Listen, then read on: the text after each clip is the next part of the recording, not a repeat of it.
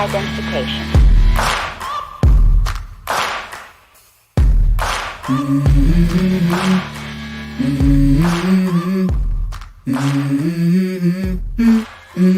Let's go. Hello. What's up? Oh, B. Charming said we come in fashionably late. Yeah. I was like, oh, wait a minute.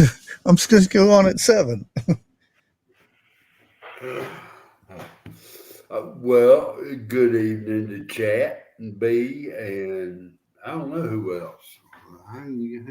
Whoa, let's see. Yeah, I was originally going to do it on the cooking channel, but you know how it goes. I have to wait 24 hours after getting it verified. So evidently it wasn't quite 24 hours. So maybe next week or something like that. Well, now, what are you going to cook on your first cooking show? Well, I think I'm just going to do a salad. You got the stuff to do it with. Yeah. Stuff I've got on hand. Just don't do no macaroni and cheese. I've done seen too much of that. Oh no. Although I did see something that I could. It's a macaroni salad, but you know how they have deviled egg potato salad. Well, I seen a really cool looking recipe for that, but I was thinking about changing it up and doing it to macaroni salad. Now, I saw something myself I've been wanting to do, but I put it off, and Dixie threw my potatoes in the stew, keep it from going bad. Get those little bitty potatoes, you cut them in half. All right. What you do is you go ahead and you boil them, but not completely done. Keep them a little hard on the inside. Yeah. Take you a spoon or whatever and scrape it out. And then you set it off to the side. And when you get a bowl full, you mix it up like you would if you was doing deviled eggs. Same ingredients as you would put in deviled eggs. You just mix it with the potatoes. Yeah. And, do it like that right there. So it looked good. Yeah, that carbon butter. Why? You already have the margarine chemical stuff. Why mess with carbon dioxide and nitrogen and to make butter? I don't get it.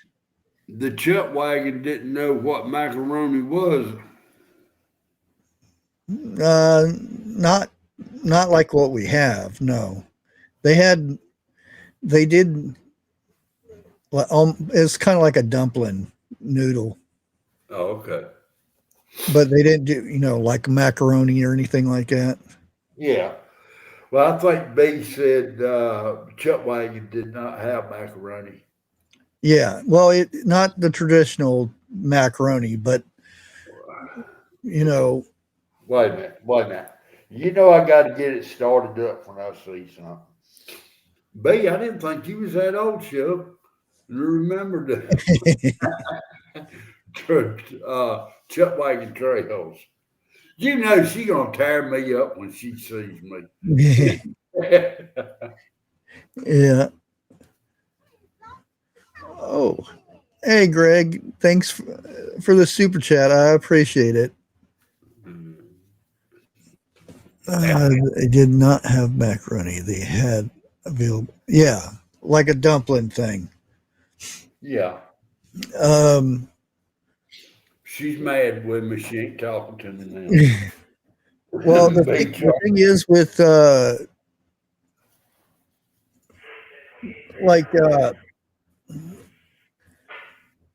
for kids, um, my my grandpa used to tell me, um, because he had older brothers, and they did some traveling, um, and I can't remember where or from or whatever, but it was evidently a prairie area and I'm thinking the Midwest area, because he said there was no trees, and one of the jobs of my brothers, uh, because they walked until they got really tired, and then they sat on the wagon. They took turns, and he said one of their jobs was to look for bison patties or whatever they called them.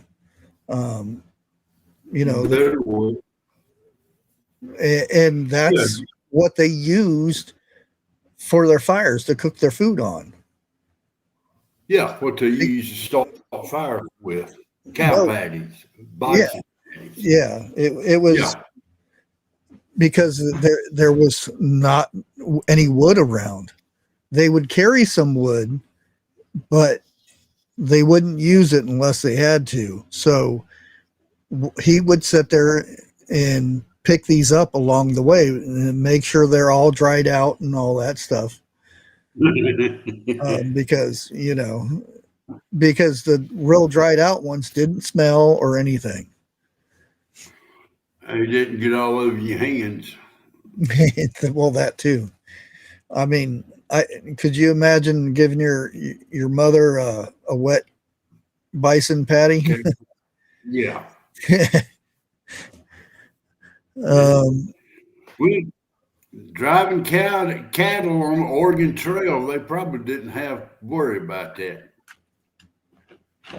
well, the thing is, um, a lot of that stuff, because a lot of it you wouldn't find any on the actual trail. You had to walk, maybe a quarter Yeah. mile away from the trail to find these, because everybody picked them up. Because if there's no wood, that's the only way. Um, True. and True. for instance,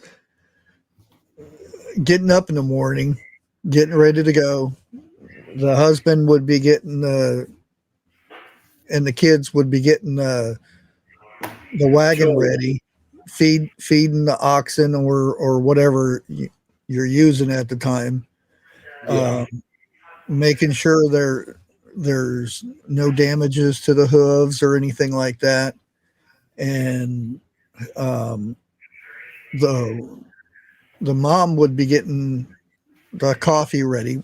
Which, sit there and think about the women back then. First of all, they had to get the fire started. There was no matches.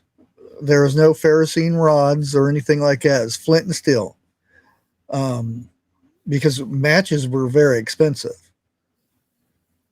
So getting a fire started was the first thing.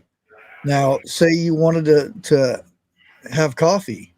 First thing you had to do is roast the coffee beans, because the coffee beans were green. They weren't like the stuff that's dried out and you get to your home and you just put them in the coffee maker.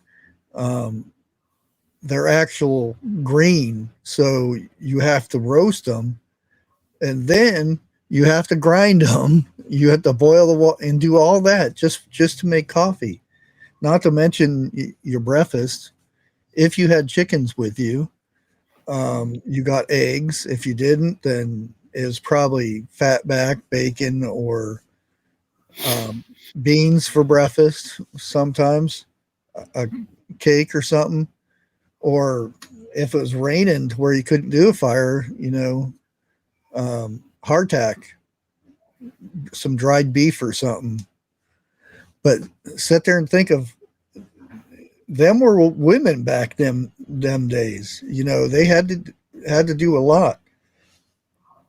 Not to Those mention, women back then, were tending a lot tending tougher. to kids. Oh yeah, Oh, cornbread and biscuits. yeah. And like I said, them women back then was a whole lot tougher than what they are today. Oh yeah, You definitely. know, Oh, you sit there and gnawing on the leather, rawhide. Well, well, now that they also had something else that they done. I can't think the name of it right yet. It's like a cracker. It had let's see, six little dimples in it. yeah, hardtack. Yeah. Okay. Okay. Yeah, I heard you say heart attack, but I thought you was no, talking hardtack. hard, hard tack. Yeah, not heart attack.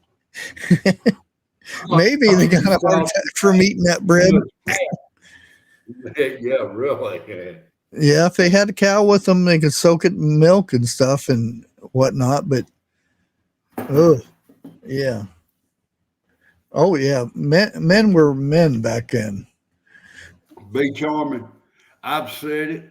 Bushcraft has said it, and there's a couple more people that said it. Men today, think the men today who think they're men would not even come close to holding the candle to men what 150 years ago. Well, I'm sorry. just think about um, the said earlier the Oregon Trail. Think about that. That's they had to leave like before April. Yeah, If they didn't get past the Rockies, they're uh, snowbound.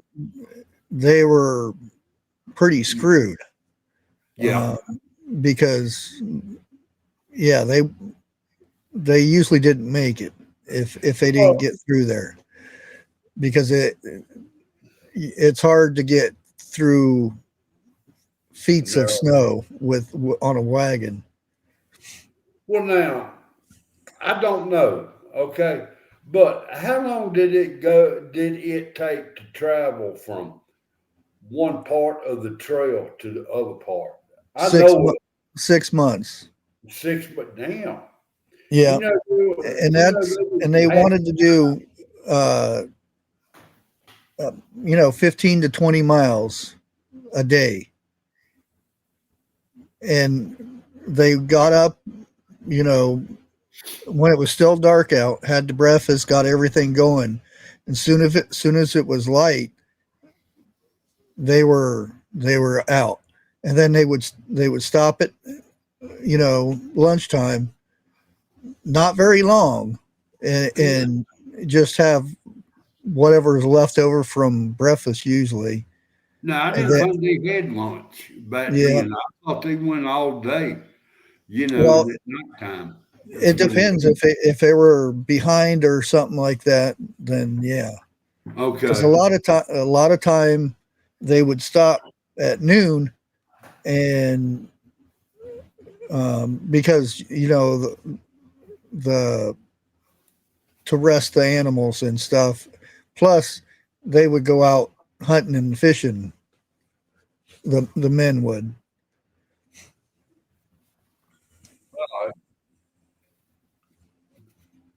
I don't know why the Oregon Trail come up, but I know there was an Oregon Trail. Oh The yeah, Chisholm Trail, I'm thinking went up from, for example, from south to west. You know, let's say like, oh God, oh, you're talking about Texas to Montana yeah, for the cattle trail. Yeah, right. yeah. That was that again. That it's still a rough trail, but that's not as bad as the over the Rockies bit. Because No, I mean, you stop and think of because there's no roads. There were people that knew the trail and everything, and there you could see because you could see pictures um, of where it start around about where they start at, the majority of them, and you would see pictures of furniture rolled all over the place Oh yeah. because they thought they could take it. But people think these wagons are huge. They're 4 feet. If you ever see them, they're only 4 feet wide. Really? They're small in 8 to 10 feet Length. lengthwise. Well, now I'm gonna say a bunch of the movies I've seen where they've had to throw furniture out and stuff like that has Yeah, been either in the desert or has been like in the foothills. yeah, down Texas area. I'd love to go up through there with a wagon just to see what's left. Oh, that stuff is all deteriorating stuff with the heat in Texas. You may find, Yeah, uh, maybe. knobs and stuff from the furniture, But but I used to whenever the Oregon Trail, the video game, I really got into. I got so many books on this because it interests me so much that I read so much about it. Um, and now that I was sitting there thinking about the cooking channel, I was like, ooh, it would be cool. Some old chuck wagon recipes and stuff. Now, mind you, a lot of it was, beans because yeah, you beans you ate a lot of beans. and good thing they was outside.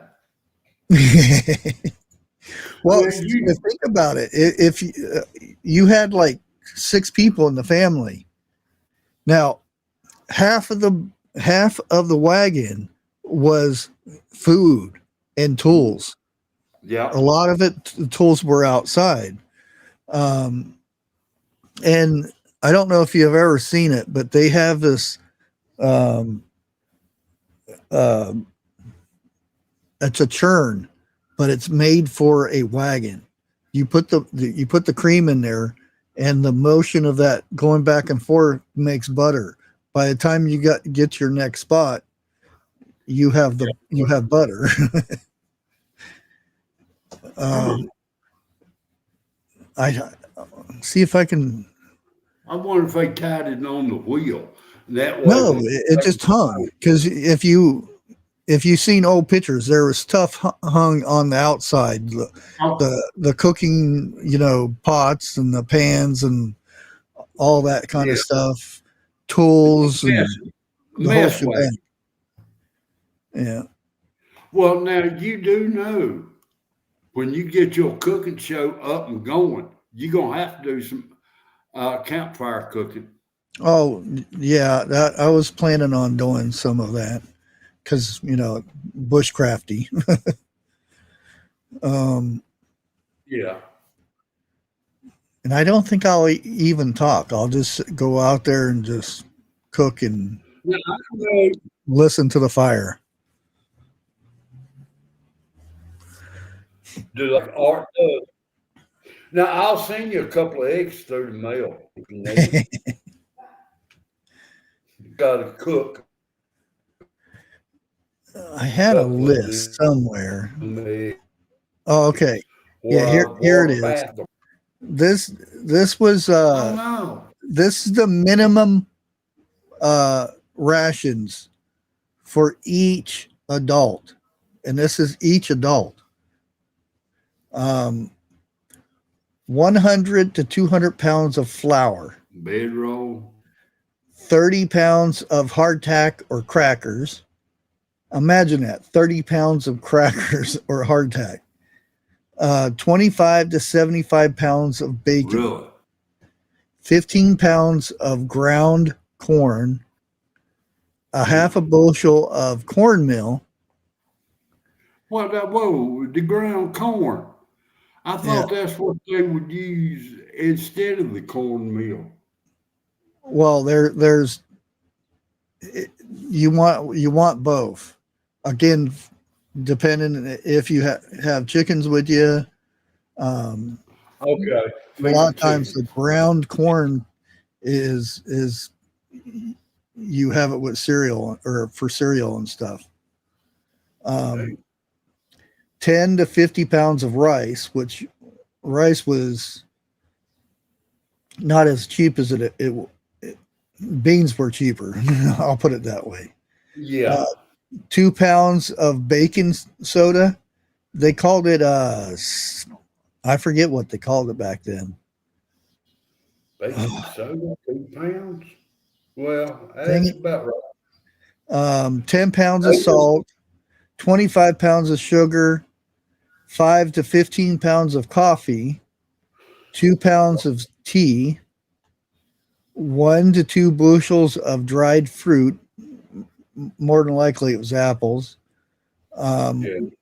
a half to 2 bushels of dried beans, vinegar, butter preserved in a tin, salt, pepper, spices, lemon extract, and of course, whiskey or brandy for medical purposes only.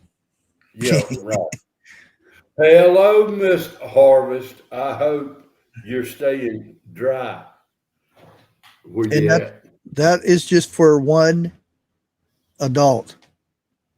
So if you had a family of, 2 adults and 3 kids, um, You had to triple, if not quadruple, all that. exactly. Well, except for the coffee. I don't know. Kids No, back in drink. um, coffee poured over bread, Okay. and sprinkle some sugar or honey over top of it.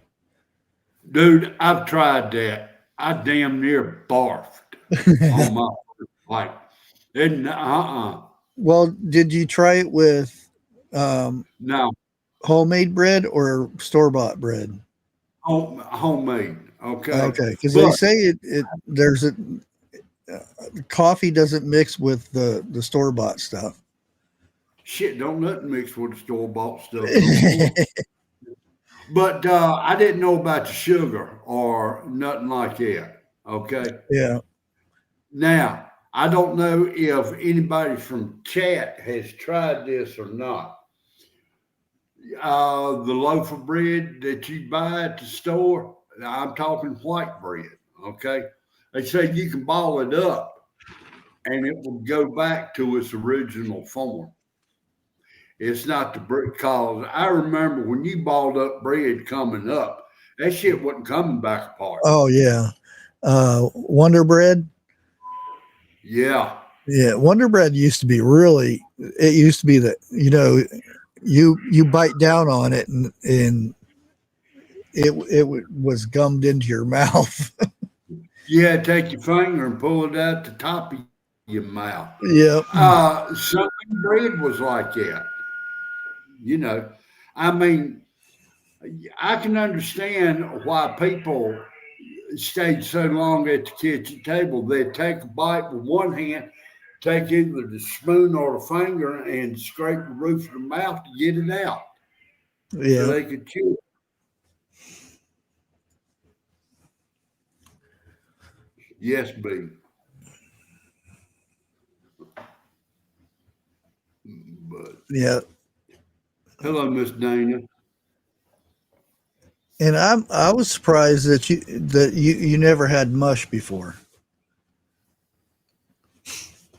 I ain't. I really ain't. Let me back up and repeat that phrase. To my knowledge, Okay. I've never had much. Okay. Now, mom and daddy could have given it to me when I was younger, and I didn't know it. Okay. Yeah. But any other time, not to my knowledge, have I ate much. Yeah. I might actually uh, do some up because I ain't had it in a long time. You can see it in the store, but those are full of preservatives, and it's probably been setting forever. Um, I remember when my dad would make it the night before, and he put it on a plate, and it would be flat. And then he would section it up and then fry it the next morning. Now, repeat to me again, what is mush? Um, it's just like a cornmeal. You mix it, you boil it up, and you put salt and stuff in it, and then Okay. you pour it and let it set overnight in the refrigerator, and then it doesn't harden up, but it stiffens up to where It it's gets good and firm. yeah, and then you just fry it up in bacon grease or something, and then uh, pour syrup over top of it. Like I said, to my knowledge, I've never ate none. Um, I don't know. A round one? Do they have another moon? They have so many moons. I can't keep up with them. My calendar says there is none, but on the 27th, it's supposed to be. I'm gonna say new moon or full moon. Yeah, Now well, the that 20. the one in June was the biggest one. Supposed to have been Yeah. for the year, which What harvest made moon? sense because it was the closest. Harvest is saying super moon, Is it a but super moon? my calendar don't have no indication of a moon. The closest one is 22nd for me,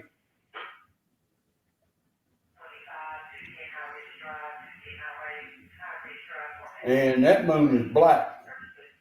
I'm looking on the calendar to try to figure out which one it is, and it ain't got what the moon say it is, what they say it is.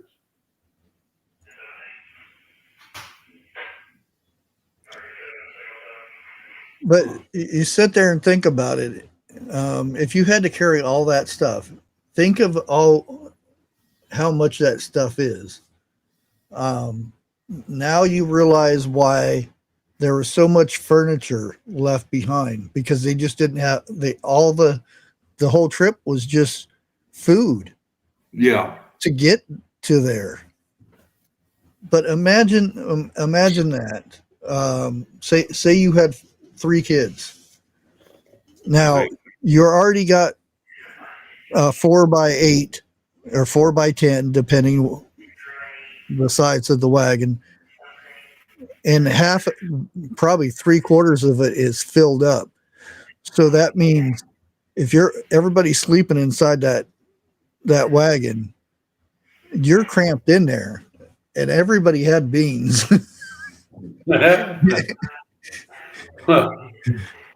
I'd have to take two wagons with me, one for food and the other one just for us to sleep in. Yeah. Well, I'd have to make some air holes in that thing. But imagine sitting there 6 months nonstop, every day, nonstop. And then you get there and you have maybe 2 to 3 weeks before winter comes in where you have to build a house. You don't have the lumber yard to go get the wood. You No. have to do it yourself. That's why a lot of when they started out were on the side of a mountain or a hill or something, and it was just covered with dirt for that winter until the next springtime came along.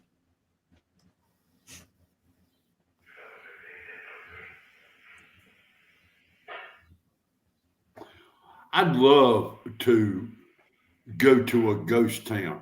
Now, trust me, I'm not bringing nothing back because they say a spirit could latch on to anything out there. And with my luck, I would bring back a whole family of spirits. So therefore, I'm leaving them. Now, I got who was it? Okay, Grace said you got to catch rabbits and squirrels along the way. Now we knew there were jackrabbits in that area. Now my question is this right here. If a person went out and hunted rabbit, did that one family eat rabbit or did they have to split it with the rest of the group? Um, Good usually, question. if it was just a rabbit or something, that was just theirs because it's Okay. not going to. There, it's not like one big old pot for Right. everybody. They may have had something like that for a celebration or something, um, where everybody came and got a bowl of soup or something. But um, now they did bring cattle with them for you know for eating, Yeah. um, milk cows. And beef. Well, there was something else they had to watch out for too. That was them old red skinned Indians, Oh yeah, because if you didn't watch it, they would take you livestock and then come back after you because they knew you can't run. oh yeah, But yeah. And think about Tornado Alley that they had to go through. What are you going to do? Hide under a blade of grass? well, they didn't have no shelters back No, then. they was Not out. out there in the middle of a prairie where there's no trees or anything. You wonder how many times um, those wagons got struck by lightning and stuff like that back then. Dude, I don't think I've ever seen a western where a wagon got struck by lightning.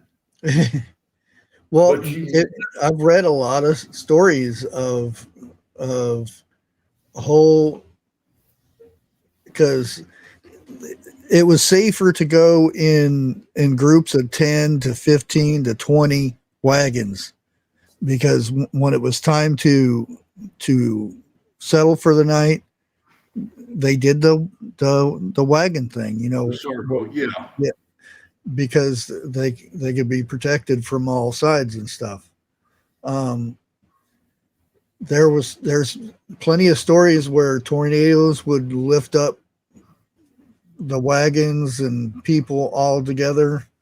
um there's probably thousands of bodies along that trail that didn't make it. you know it is. Oh You yeah. know, and the bad thing about it is, from what I've seen and done a little bit of reading, when the wagon train, the last one to go through, you couldn't tell where the body was buried. That was to keep the dog or the wolves and the coyotes from digging them up. And Hmm. plus, they put rocks on top of it. Yeah. Everybody thinks that's for the gravesite. It had nothing to do with that. That's to stop the critters from digging the body up. Right. You know, Yeah. I mean, I can kind of understand it. They put it there to keep animals from digging you up, but also, hey, such and such person lies here, Yeah. like If there was even a lot of times it was just an object, an object of that person yeah, would hang on the cross, which was just two limbs from a tree. tied together with a shoestring. That's it. Yeah. I don't even think they had. Did they have blacksmiths on them wagon trains? Oh yeah. A lot of times. Um, some of those um, trails they would actually have a chuck wagon with them. Some of them groups, if they would, and it's usually like, well, you've seen, I don't know if you've seen it or not, 1812 or 1813 or whatever it was. No, I know Um, what you're talking about. I can't the get it. I almost said Lonesome Dove, Yellowstone. Um, I've seen bits and pieces of Yellowstone. yeah, they actually um, certain from a certain country would come over and they would put all their money together to make a settlement in Oregon or Montana or somewhere like that, and they would pay um, somebody to take them there, and that person would hire a chuck wagon, somebody to cook for the whole group, and they would Like, bring their own cattle and stuff like that. But even then, the people would still carry the food and stuff because that's a lot of food to feed like 10 wagons. dude, could you imagine? Let's say it's back in the late 17s, early 1800s, and you out there in the Midwest. How long it would take the supply to come from the east or west just to get to where you at, and the stuff they had to go through to protect it. Oh yeah, and you say in 1700 there wasn't wagon trails back then. Well, I'm But trying to go back as far as I can. yeah, there was. That's when Lewis and Clark was doing that stuff. Okay. That was they were setting the trail basically. They Yeah. wasn't intended to be a trail. That was just their way to get there. But still, after a town got built, I mean, there wasn't no trains that went through there yet. No. I don't even think a stagecoach would go through. Well, they would have stagecoaches from city to city. Okay. They wouldn't, it wasn't because again, that was 6 months. 6 months, 18 to 20 or 15 to 20 miles a day. And it's not like dun-dun, dun-dun, dun-dun. It's like slow moving. Yeah. I mean, you couldn't wear your horses out Yeah. before you got there. And a lot of times it was the oxen because Okay. because of the heat. Hmm. But, oh, Yeah, horses were mainly for speed, short range. The oxen was slow for long range. would you believe that there are camels out in the desert of Arizona right now as we speak? Yeah, well, they weren't here this year, but last year, they're from Arizona, and he raises camels, and Well, yeah. he said that well, he breeds them, and believe it or not, you can milk a camel, and Okay. it's very sought after because you make really good soap out of it. I don't. That's got to be something interesting to. Well, see, what got me on that subject is I remember that the army, when they was still on horseback and everything, that they was trying out camels to go through the desert and everything.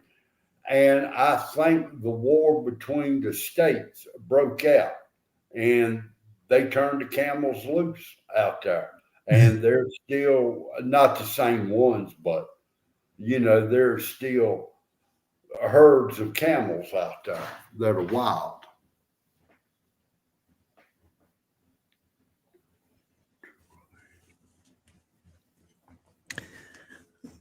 Uh, one one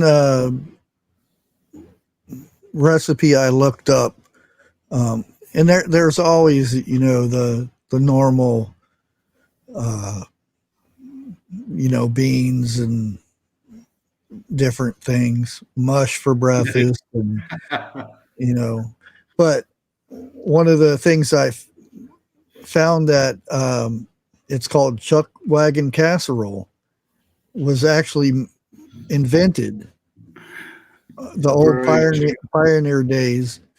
It's basically chili, and you bake it.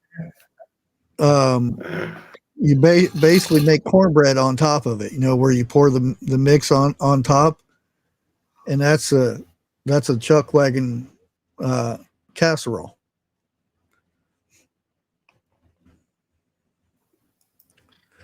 we got baby goats out there. Do you? Just pulled up. Grace got back at me. Did you see that? What's that? What Grace said. Well, Well, you were alive back then with those wagon trains, Jeff. Tell us all about it. Touche, Grace, touche. I'll give that one to you. Look, I'm gonna leave you for a couple of minutes. It looks like okay. you're having a little bit of a problem unloading. Don't forget your tea. I never forget my tea.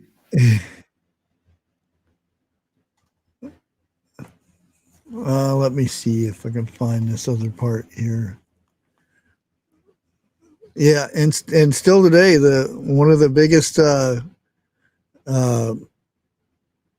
major cooking appliance was a Dutch oven. Just like today, um, I'm glad I got me a. I found one at Goodwill. Um, it's a big cast iron, but that was their major cooking utensil back then. Um, there was also what they call a reflector oven. That's how they did the baking. Um, and there's different ones. It's made out of tin or cast iron.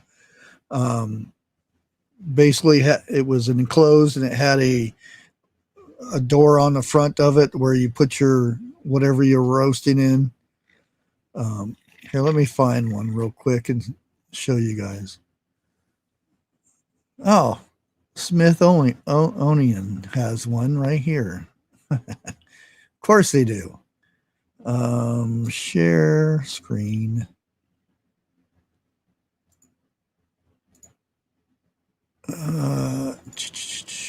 Showing screen. Oops. There it is right there. And these little guys, well, this one right here, it would stick through there and you could roast stuff up on it. Um, what else? It has, they're the same thing, aren't they? Oh, it's the backside.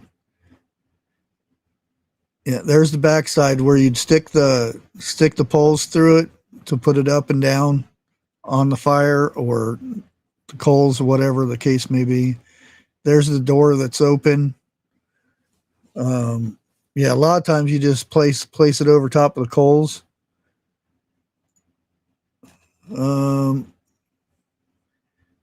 1860 to 1890. It is called an oven or a reflector.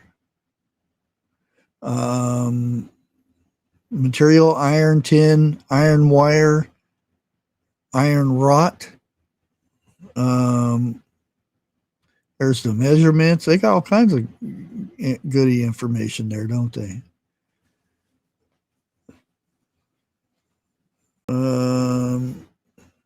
See more into home and community life. But yeah, that's what they used to do. Their baking and stuff. You know, kind of a portable looking thing, I guess you would call it.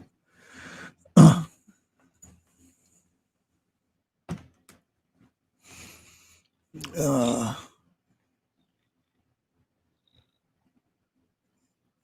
share her milk. Oh,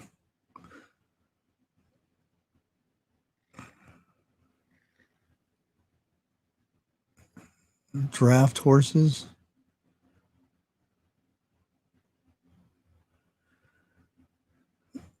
Yeah. Yeah, but the camel milk soap is very, very expensive. I don't know if it's any better or any worse, but they showed some of it at the summit last year. Um, I was surprised they didn't have the animals this year, but the I don't know the hide, the fur, or whatever the camel has, the hair. They can make that into yarn, so they can be made into blankets and stuff, and that's very sought after too. Um, a lot of interesting stuff they make from camel. Okay. What else did we have on here? Yeah, here it is. Women rose before dawn and started the day by reviving their prior night's campfire from the ashes, if they did. With the firing pan, they would roast green coffee beans. Yeah, see, there it is. Everybody thinks that, they just ground up the coffee beans. You had to roast them first back then. I'm back. Welcome back. And then they would grind it use their coffee grinder and then brew it up in the water. And if the unthinkable happened and the coffee supply ran out, the pioneers would resort to sipping corn or pea brew. Not tea brew.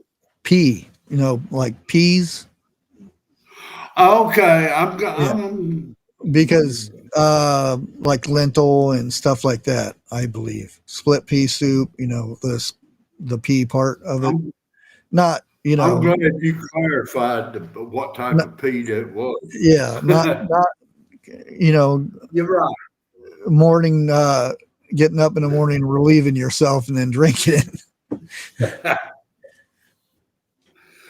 Now, Daddy, I do remember him grounding his coffee up in the mornings. Yeah. But he didn't ground them up fine like you get out of a store. He left big chunks in there. But I will say this right here. Back then, that was good coffee. Did he use the percolator? Where Yes, it would bubble in the little glass thing? Hey, I got two of them. Yeah. Yes, he used those. I remember those. And then he went to an electric percolator when they first come out. Pop didn't like them much. My grandpa had the ceramic ones. It had it was metal and has ceramic coating, the blue and black speckled thing. Like the old, yeah. And it had the thing in the middle, but it didn't percolate. It didn't have a little glass thing at the top. You just put it in there and you had to, toward the bottom of the pot of coffee, you got grounds, a little bit of grounds with it.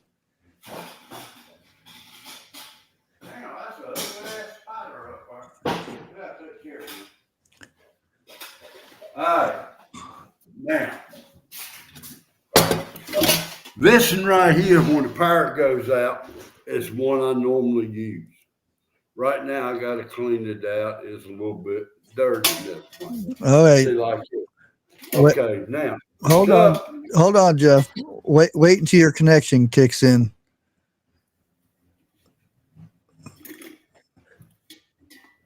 Because as soon as you turn your camera on, there you go. Now it's good. Okay. This is one I normally use when our power and everything goes off. It holds more. Yeah. I think 12 cups. Now, pull this out. That's what you set on the bottom. Yeah. take that apart. Still got coffee grounds in there? No, but you would not believe me what I do. The coffee that, let's say the instant coffee and everything, what I do, let me get that, is I take a coffee filter. I punch a hole Oh, right in okay. the middle.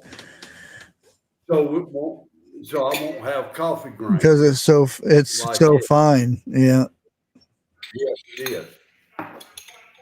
Now, let me get this back together. I mean, it perks and everything like it's supposed to, but you Yeah. don't have the glass. Okay. Yeah. This one, I do not know how old it is. Oh yeah, that's an old one there. Yeah. Now, it's got the glass top. Okay. Yeah. And it's also got the same thing, like that right there. And you clean it, it comes apart. Yeah. And it, truthfully, it ain't supposed to, but it do. Oh, I don't think I've used this in quite a few years. And the reason I put it up is because on the bottom, right there, it looks like a hole is trying to form in yeah. it. And That's like on my my older um water bath pot. yeah. It actually sprung a leak. Now, And if I you'll look, JB welded it. oh no. Now, if you'll look on the bottom right there where it's black, that's not dirt. That's not grease. That's where it was set on coals to get hot and everything. Yeah. And that's what, you know, I mean, this and, oh, it's definitely well used. And Oh I yeah. cannot remember where I got it from. But tell me I'm not set up when the power goes out. I got a grill. I got a gas grill outside I can cook on. I've got that one little burner stove, less than $20 at Walmart. It takes little round cans of gas. Yeah. And plus I got two camping stoves that takes the big green bottles of gas like that. And if it's dry, I got a front porch full of wood. I can make my own fire. You ain't got I'll just pull. kerosene stove? I got that too. I got a Okay. kerosene. So I used to have yeah, that, not anymore. Hey, I Bonnie. got.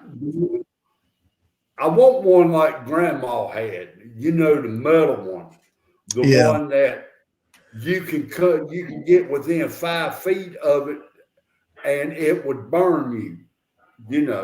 Like that. I'm talking about heating the house.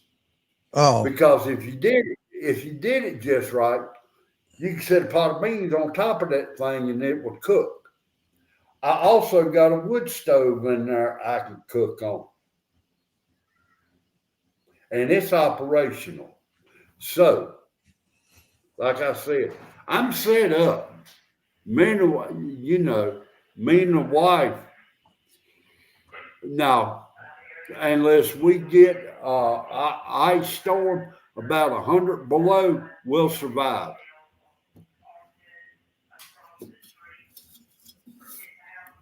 And yes, I don't talk. Well, hell, that's all I do is talk. But I can survive like you can, bushcraft and arc wild man and so forth like that. But my problem is the main problem. I don't know how to go out and forage for nothing. I don't know what to look for. That's my problem. yeah. Unless it goes moo or it hops like that. Well, I would suggest, you know, and that's why I hate about these, certain TV shows and stuff where well, except for Survivor Man, he pretty much Let me put these back up. he's Go pretty ahead. accurate.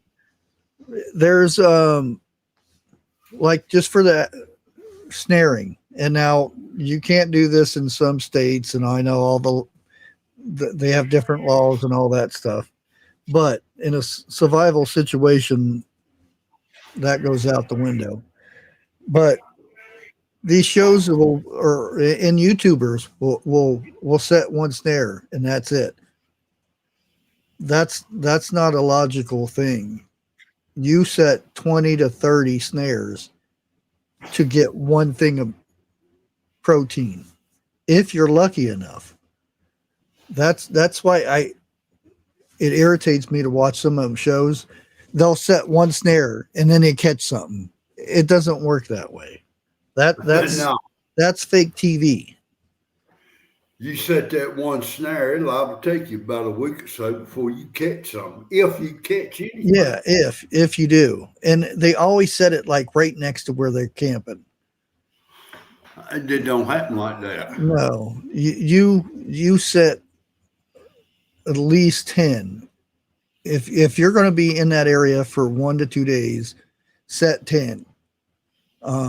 I always like everybody's seen my bug out bag video, and I've had people make fun of me for it. It's 10 things of wire strolled up in a little circle that doesn't take any space. And I can set 10 snares. Not saying I'm going to catch anything with that, but I'll have better chance than somebody setting one snare.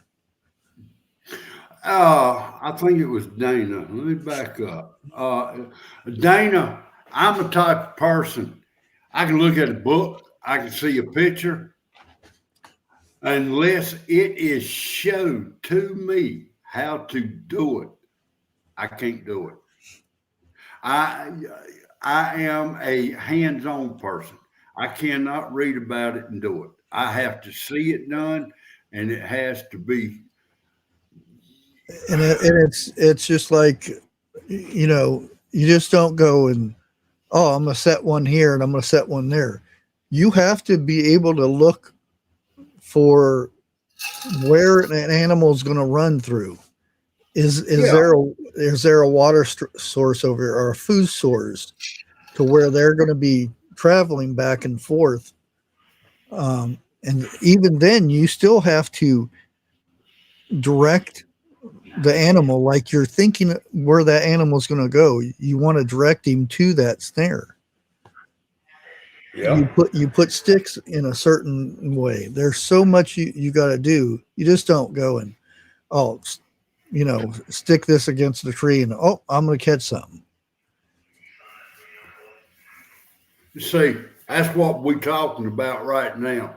Knowledge is disappearing. Oh, Our man. young people have no idea.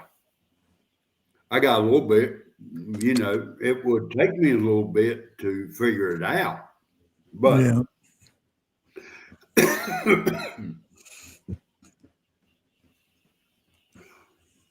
how many days would I go before I ate something, before I figured it out? Well, I would say the one of the most important things to do is learn your water, how to purify it, and you know, d- don't don't do. Oh, I've got a life straw. Dude, Um, let me say this real quick. You got to remember, just because there is a source of water out there, you're gonna have copperheads, water moccasins, everything else floating around there. That's gonna be one of the most dangerous places to be at. mhm. Well, one of the things that again, I'm gonna bring up Survivor Man because he he made a very good point. He come across some water and he seen, you know, it didn't come out of the mountain. It was water that had been setting from a stream. I think it was in Utah when he did the thing in Utah. And he says, you know, I could very well get down here and drink this water, but I don't know how long it's been sitting here. It's still water. And he says, the most important thing is, I don't know what's upstream. And he says, you know, this stream might have dried out a week ago, but there may be dead animals or there might be coyotes taking a dump up there. Mm-hmm. And he actually went upstream and there was a dead deer in there. And he said, if I would have drank that water down there, I could very well, you know, not made it. And he says, unless you know what's upstream, always use caution. Even if it's, you know, a mountain stream, you don't know if that mountain stream is coming from a beaver dam. And beavers have, I think it's giardia or something like that, which is Sure. very bad for a human to get. Unless that water is coming out of the rock. Yeah. Even then, you still have to be careful, you know, what's above there, what could be. I would rather drink out of that than a stream, especially nowadays. A spring is a lot safer than, you know, any stream nowadays. Well, I've said it before. If you come up on a stream or something like that, look for crawfish in there. If it's crawfish in there, that water's safe to drink. Promise you. If it ain't no crawfish, you be hesitant. Crawfish, crawdads, or whatever you want to call it. Because that's going to be the cleanest water you'll drink right there. Harvest Mary's got a 50-foot swell where she's at. And we got another one in behind that one. They're supposed to hit either the east side of Florida or come into the Gulf. They don't know yet. I'm still waiting for this month to get uh, any rain. Move to the coast down here. I promise you, you'll get some rain. Damn piss ants wanted that cookie more than I did.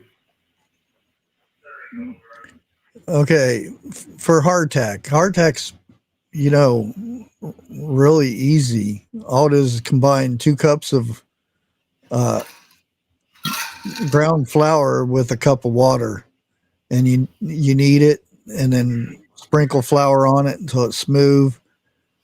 Flatten it to a fourth of an inch. Cut into biscuits or squares. Poke holes in it. Bake it on a cookie sheet for 400 degrees for 30, 35 to 40 minutes, 45 minutes, whatever, depending on the thickness of it. And there you go. And it can last a long time. Eric, you know that's 2 gallons of water per person, right? Per day. Everybody says a gallon, but Well, I like that's if all you're the same. just sitting in a house not doing anything, just to drink it. Right. Yeah, but right now, I mean, he's down there where the hurricane might hit. Okay. Well, I ain't talking about Aaron. I'm talking about the other one behind it.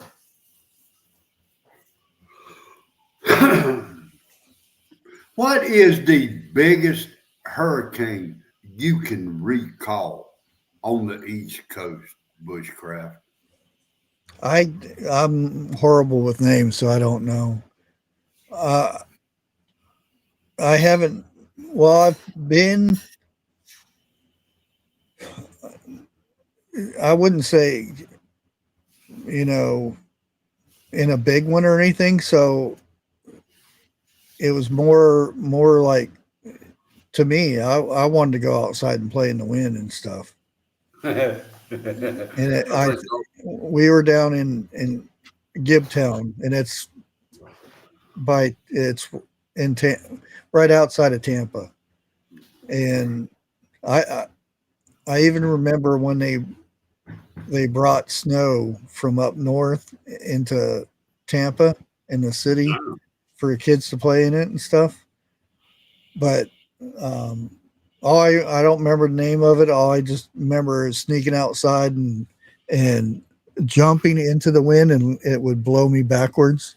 And I'd run up, like the weatherman would walk. It's really windy out here, and I would jump up, and it would throw me in the back, and it was well, fun to me. the reason I ask is because Aaron, I mean, from edge to edge, you know, like from north to south, east to west, that's got to be one of the biggest storms I think I've ever seen. Think about Now the one I went and cleaned it. up Florida for Katrina was 2 months. huge also. I wasn't in it, but I cleaned and found out that you don't go into the swim pools after a hurricane. Snakes and gators and them things. No.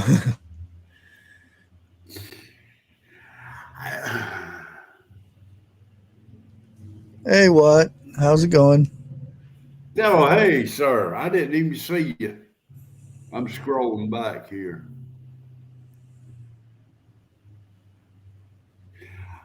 I'm thinking from north to south, there's something like what, two, three, maybe 400 miles.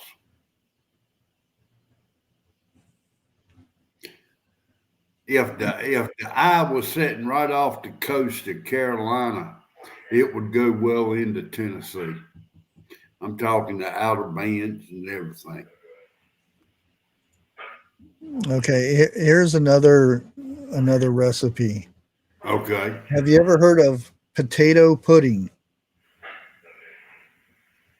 No. It's another thing that they used to do. Boil and mash and cool 3 large potatoes. Mix with 3 egg yolks. When blended, add 3 egg whites, which have already been beaten, and combined with 1 cup of granulated sugar, a fourth cup of flour, a teaspoon of salt, 1 cup of cream, and half a squeezed lemon,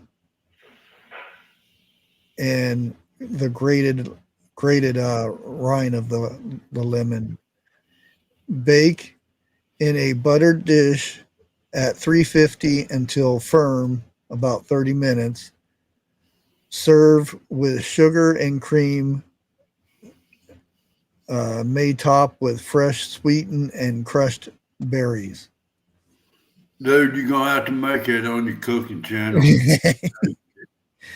I don't know. I'd give it a try though.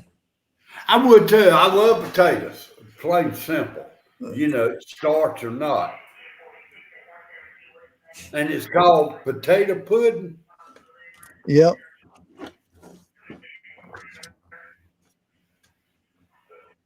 Huh.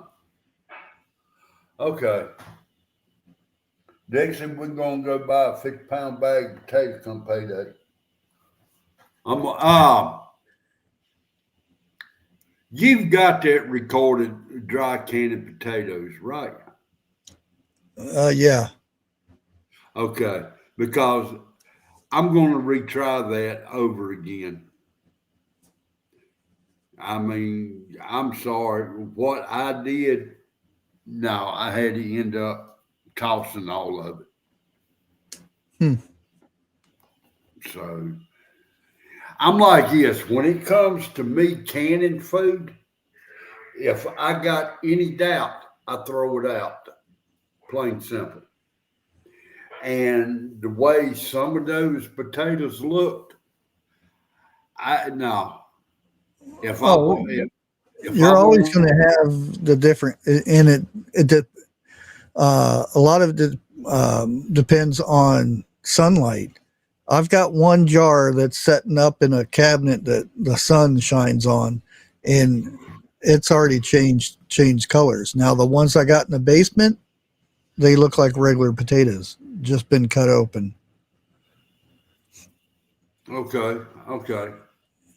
Well, But I'm gonna have again, there's nothing wrong with it when it turns. It's just the sun, the rays of the sun that turns the color of the potatoes. look. I'm gonna put it to you, plain simple. All right. There's two of us here. Me, I would have tried it just to see what would have Yeah, happened. The other person, kind of every time she walked down there, she would mention, "When you gonna throw them out?" So, and I got to looking at them. I kind of agree with what she was saying too. Okay, then but when in doubt, throw it out, and that's what I yeah. do.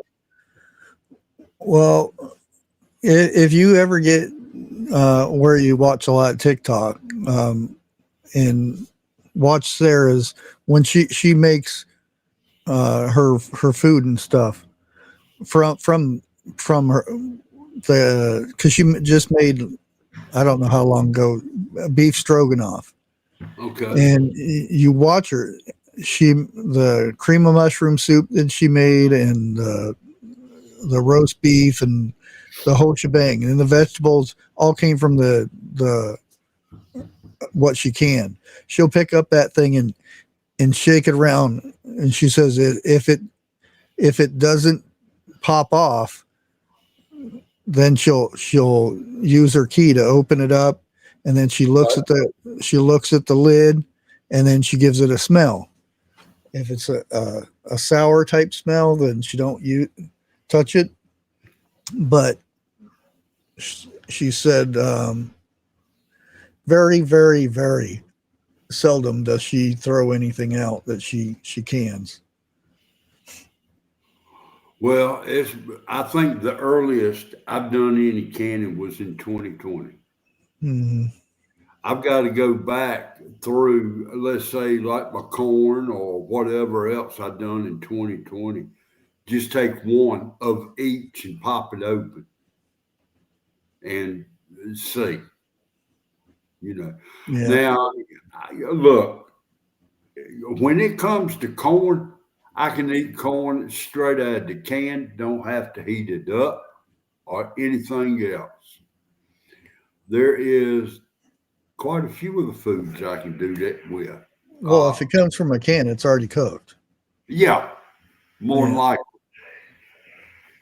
you know. There's a video going around right now that is freaking people out. There's an old lady that's taking a jar out of the canner, and she puts it down. Now I don't know if she drops it or what, It but as soon as explodes. she sets it down, it explodes. I saw that. Okay. Now I instantly seen, because I went and slowed it down. I actually watched it on YouTube, not on TikTok. Um, I slowed it down.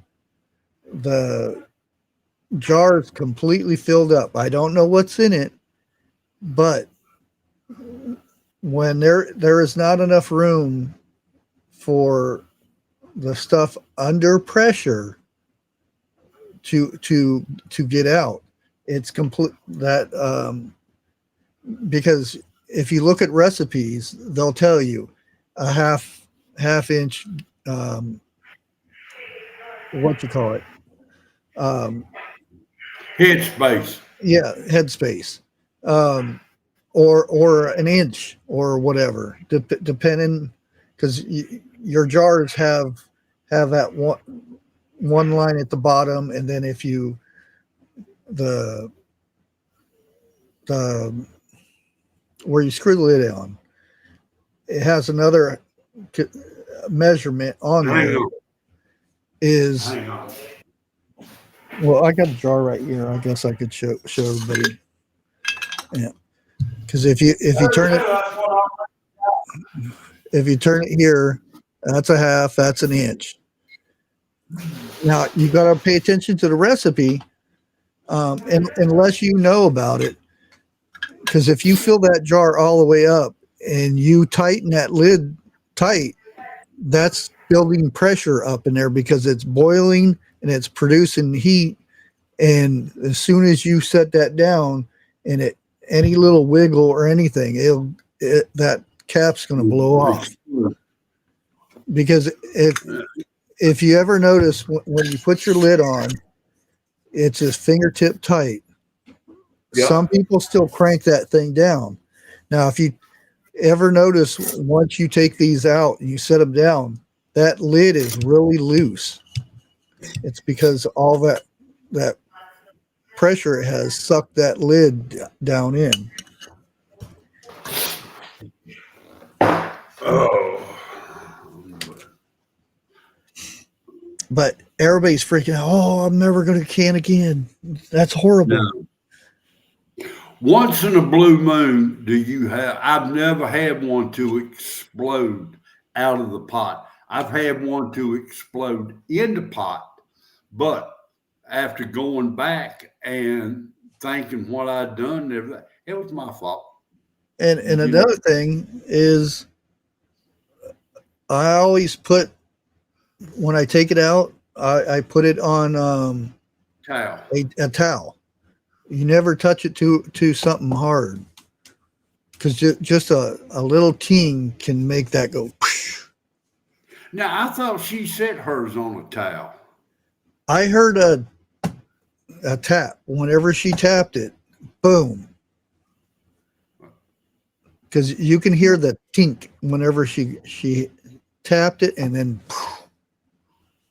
and she flew back like freaked out. I don't know. According to some videos, she got third-degree burns on her face and arms, but again, who knows? Huh. What'd you say? I didn't know that.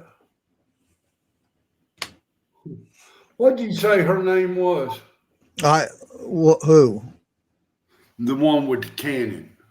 Oh, um, Sarah something or other. Here, I'll. Because they have something on TikTok now that. I'm on TikTok right now. Oh, well, got to pause it so I don't get in trouble, friends. No, you done been through enough of that. Let me. Hopefully nobody heard that. Oh, here she is. Sarah, plain and tall. And this is the video I was talking about. And it's her canned milk, her green beans, and then she uses her garlic. She dried out.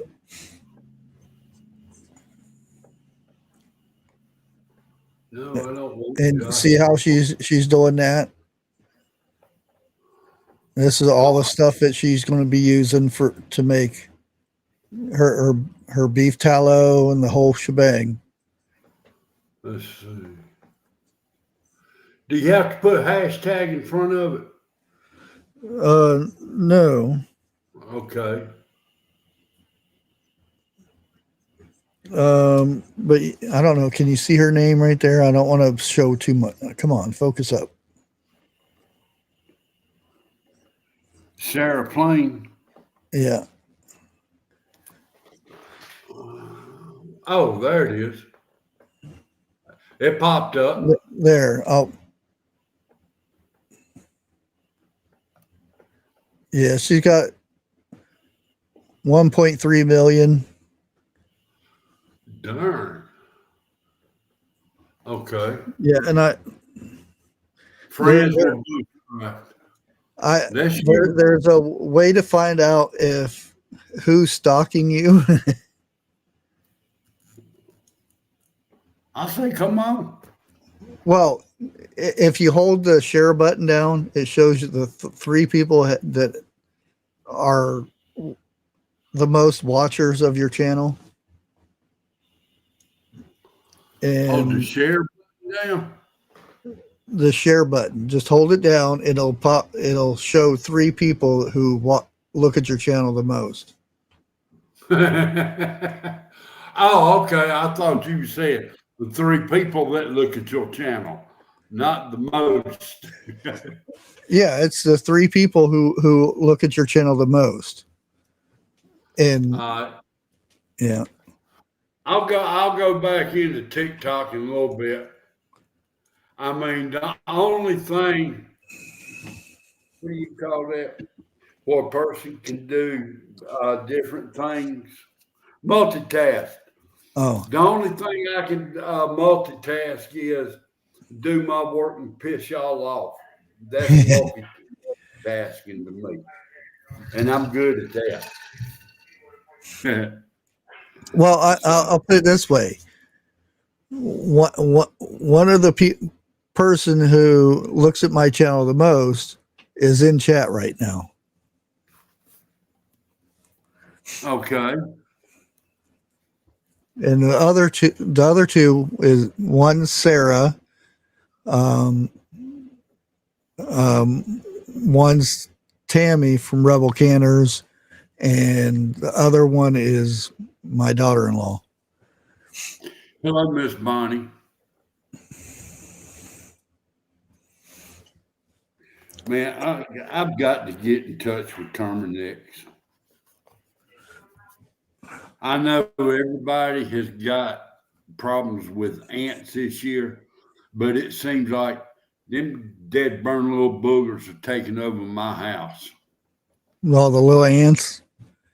Yeah, we also Yeah. have fire ants all around us too. And I've been to Tractor Supply and got some ant poison. Dude, I swear to God, it looks like they coming with a plate in their hand for more of that stuff.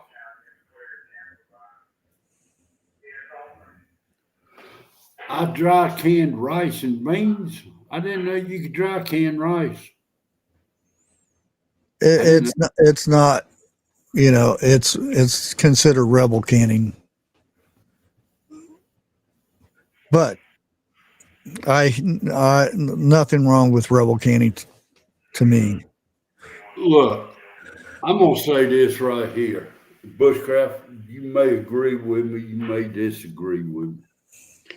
What about our forefathers? Them. They were canning way before all this FDA Oh yeah. now. That was considered rebel cannon back then. And do you know that we are the only country that goes by what we do? The USDA, yeah. Yeah, we're the only country that does that. What about other countries? Yeah, that's only well, the UK has some kind of health and food something or other, I forget, but I don't think they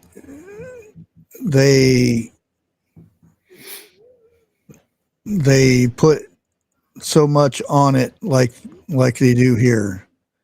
Well, and I wish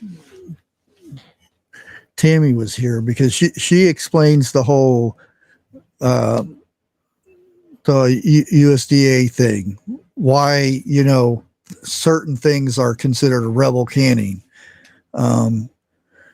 I think I have a video where she talks about it. Get her back up on your show. Yeah. Well, now there is one lady up on there. I can't think of her name, and it's not who you think it is.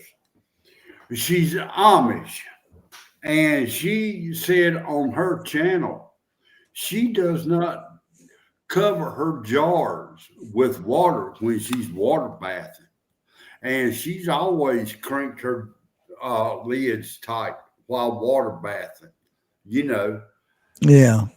when Well, people for the come, ball ones, yeah, but these because they're not now. I can't remember the exact dimension or measurement, but the difference between ball lids and the superb lids, um, they're and the rubber itself that they use is such a higher grade compared to ball. All the little things that is made, even here, let me get this lid real quick. I've talked about this so many times, and I've heard other people talk about it. But you have the coating on the back of this. That is the thing that protects uh, the food from eating into the lid itself and breaking the seal. This okay, is a really thin layer, but it's like 4 times thicker than the ball lid. This little blue ring around here is like 3 times thicker than the ball one, and it's made from a higher grade of silicone or whatever rubber it's made out of. Um, now, now do I've you have I've to went heat and this watched silicone? these things being made, and he's explained all the technical terms that I can't remember, but some of the stuff that and the metal comes from the United States. It's metal from United States, so you already know it's better than the recycled crap that ball has. What were you going to say, Jeff? The rubber gasket on there, does it have to be heated up It before it depends. seal? Some people say that it has to be heated up. Ball says it does. Superb says it doesn't. Now, the only ones I've ever used is ball. Okay, Yeah. I mean I still got a drawer full of them, plain and simple. But when we was having that hard to find lids and jars and everything a couple of years back, I got what I could. And as soon as I popped them out, I could tell there was a difference in the way they made. All Hmm. right. I went ahead and I pressure canned some. There was 4 in that batch that would not seal or did not seal.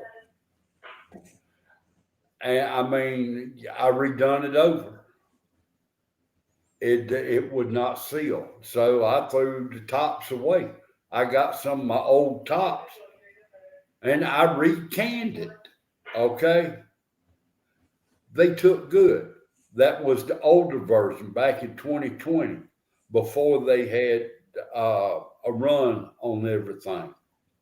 Hmm. But the tops, the cannon tops, you can feel they a lot thinner. They are a Oh piece of yeah, crap. yeah. Plain and And there's also, let me see if I can find her page real quick. And I know she's not going to mind me sharing her stuff. Um, simple. let Who's me your find that. woman?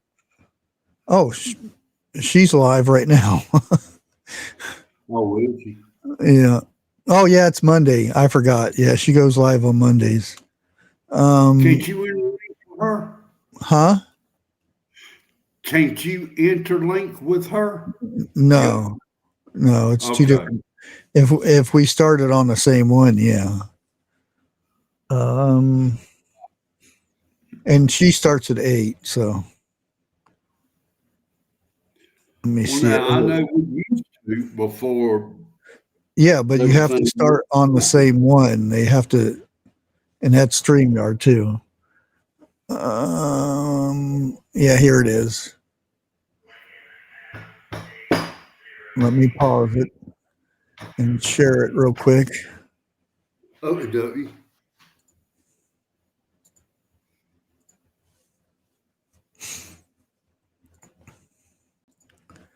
There we go.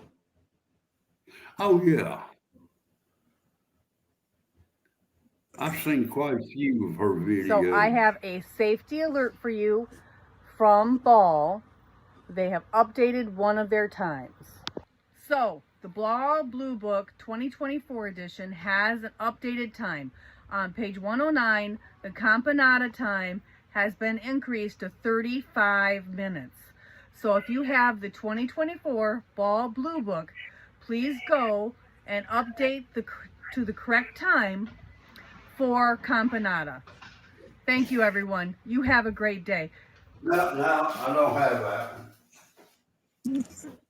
Yeah, if you go to the Ball website, they do uh, update things quite a bit. Um, so if you have their book and you go to the website and look at some of the updates, alert updates and stuff, it's a good idea to change the times and stuff of that stuff. The moose. Hello. Hey, the moose.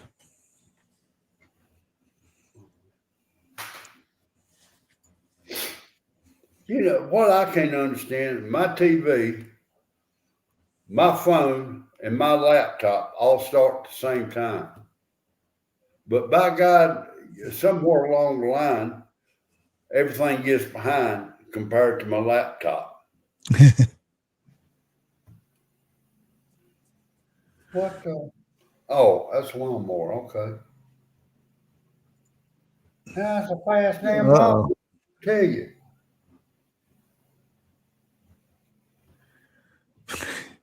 Huh. I know she ain't more in my driveway. You never know. No. Maybe one of her youngins is. Now, let me see. Now, I think possibly the Vineyard Chicks might be live tonight.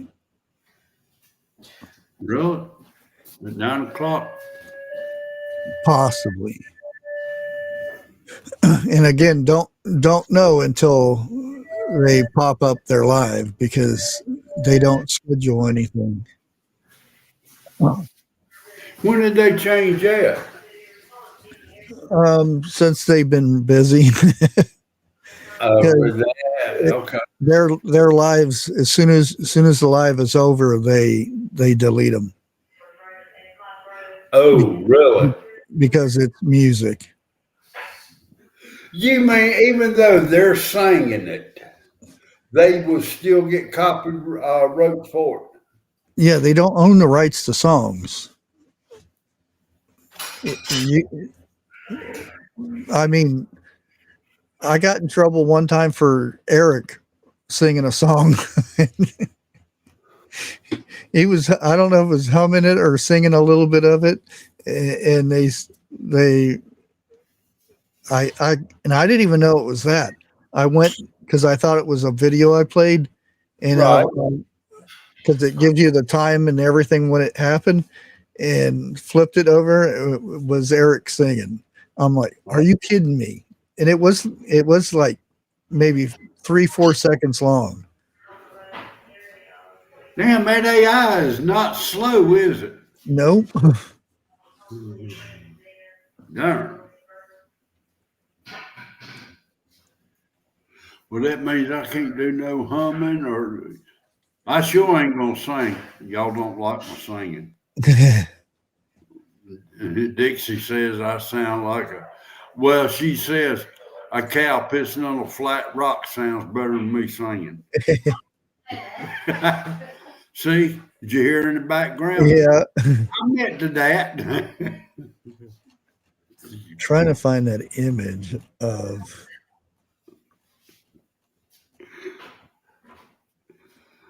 Oh.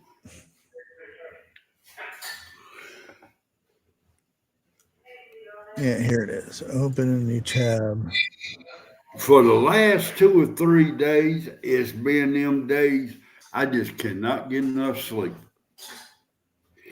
And I found something out too. The other night, I did not take my medicine. Saturday night, I didn't go to sleep till about 4 a.m. Finally. This is just a fraction of the stuff that would be in a wagon. Now you see where you have your salt, your rice, oatmeal, beans, sugar. Yeah. And here's the tools and the stuff to make for the campfire. Hold on. Over it, and then you got your Dutch oven, and then you got your tubs there for various things.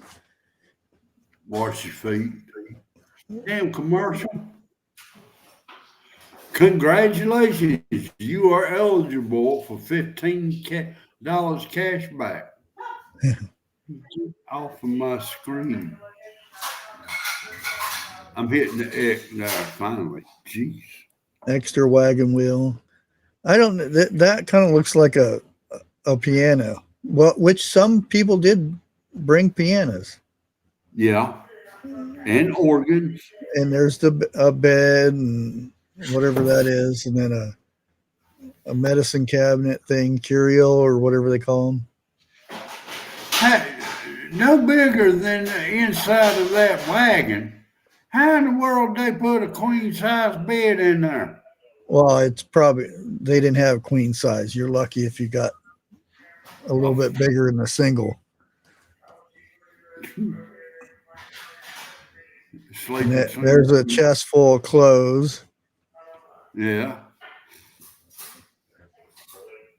I'm not sure what that is. Maybe a mirror, but you see a pitchfork, a shovel, and a broom right there. And that looks like a chicken. I can't enlarge it no bigger. Yeah, that's about as far as I get it to where it's there you go. Not too blurry. Now I can see the coffee cup and the sauce. There's the barrels, which the barrels would be bigger. Yeah, for water. Water and stuff, yeah. There's your table and chairs. I see the piano you're talking about now. Yeah. And Dixie's in there banging on pots and pans. She always does something when I go live. She's practicing, getting ready for you. Don't give her no ideas. Thank you.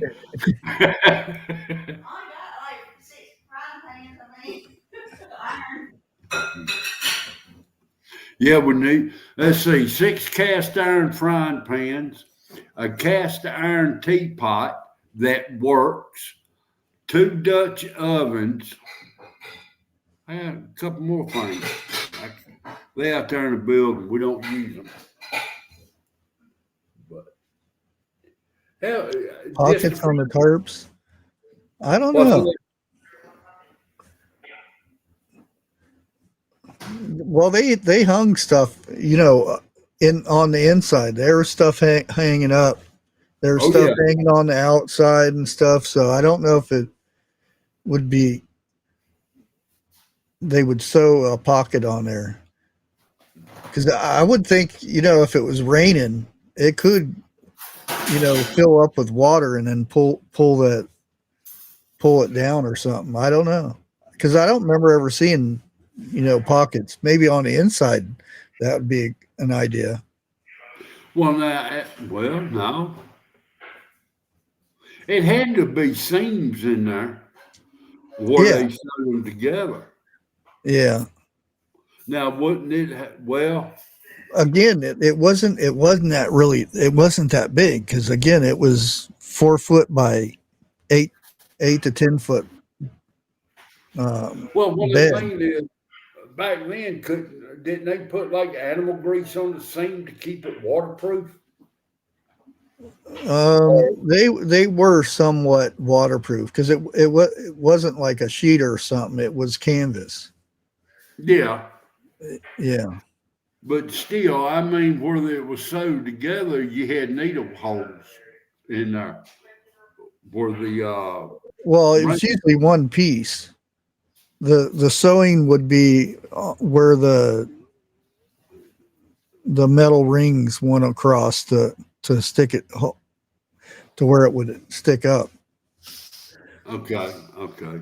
I need to look at Cowboy Kent's wagon and see. Is that why they always put me last?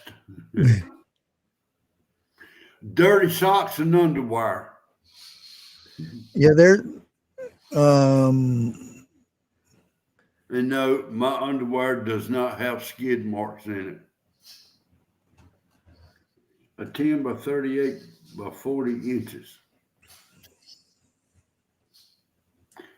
Hello, Miss Ann.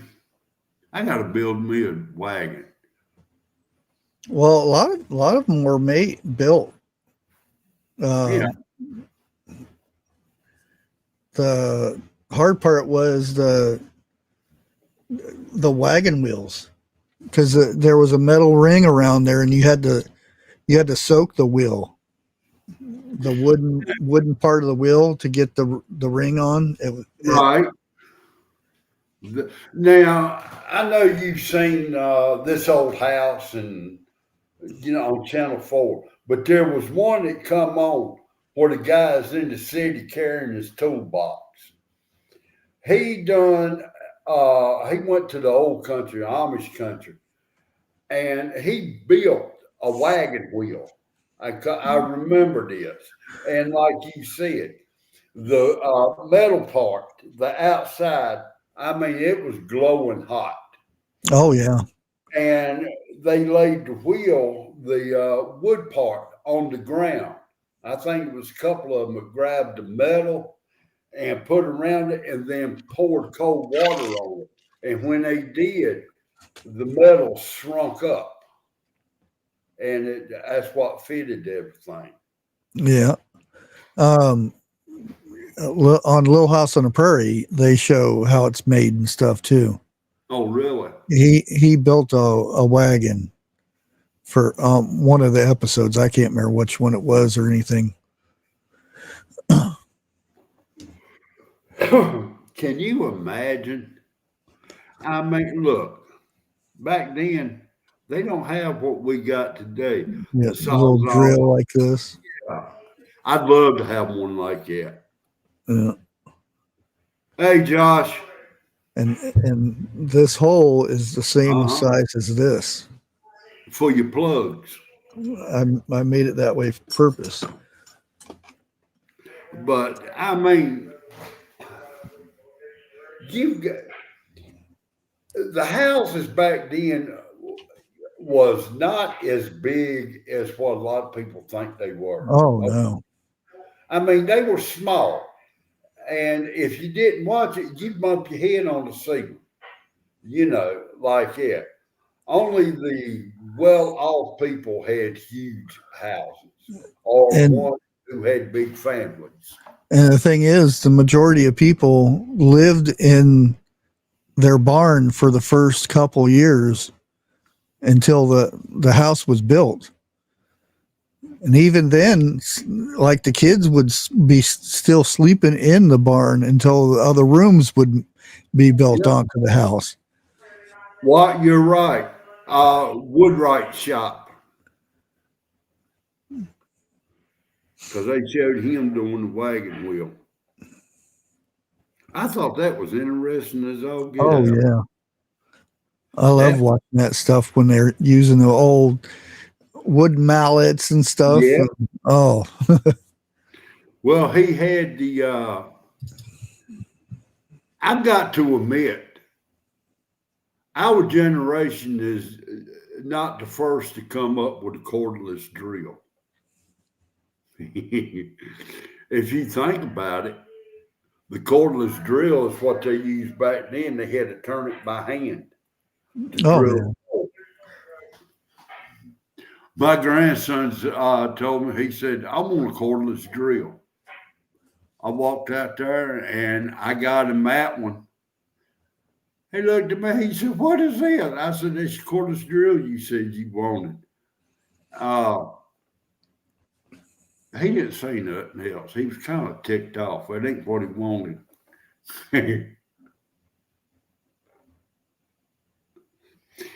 How long do you think, seriously, it took them to build a log cabin? Well, it depends. Let's say it's just him and wife right now. They're Well, planning. I mean, depends what type of cabin. It could be, wet wood and the whole shebang to put a shack up to live in through the winter and stuff. And again, they would cut trees down and strip the bark off and burn the logs. Right. That is the fast way to where it'll keep the bugs out, and there's going to be shrinkage and stuff when the wood starts to dry out. But that's the fast way of doing it, and that's how they would they'd build their first place to stay in, and it was super small. Everywhere when it was nighttime, everybody was sleeping pretty much in the same room. It wasn't, you had a bathroom here and a kitchen here and a dining room. It was one big room. Well, now you mentioned something I almost forgot. You talk about stripping bark off the wood and burning it. The Yeah. reason they burn it was to keep termites off of it. Yeah. And it, when you burn wood, it creates I don't know, creosote or something that stops it from decaying. Okay, that I didn't know. Yeah, it has multiple purposes, but the bugs and stops because, like, if you're going to build a pole barn or something, you'll, and this back then, not now, because we all have pressure treated lumber and everything now, but they would dig their holes and they would strip all the bark off, and they would set the log in the fire and keep turning it until it was charred, and then they would stick it into the dirt. Yeah. And no worms or anything. It would take a lot longer for that to decompose. Maybe that's the reason the cotton picking houses they built back then is still standing today. Oh yeah. Well, They didn't get. You'll go in some areas where not so much up here, but down south, like in Oklahoma or something, you'll see fence posts where they'll have barbed wire on it and stuff. It's made out of a log, and that log's probably been there for 200-300 years because of the way they did this. Now there's some that will rot, different types of wood last longer than others, but yeah. Wait a minute. Back then they didn't have chemicals. Only the treated lumber today has got the chemicals. But if you get raw lumber straight out of a sawmill, unless they treat it, it will not have chemicals on it. And to me, it lasts longer. Well, yeah, okay. Strike that last remark.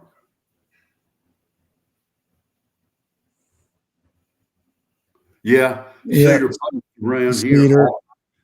And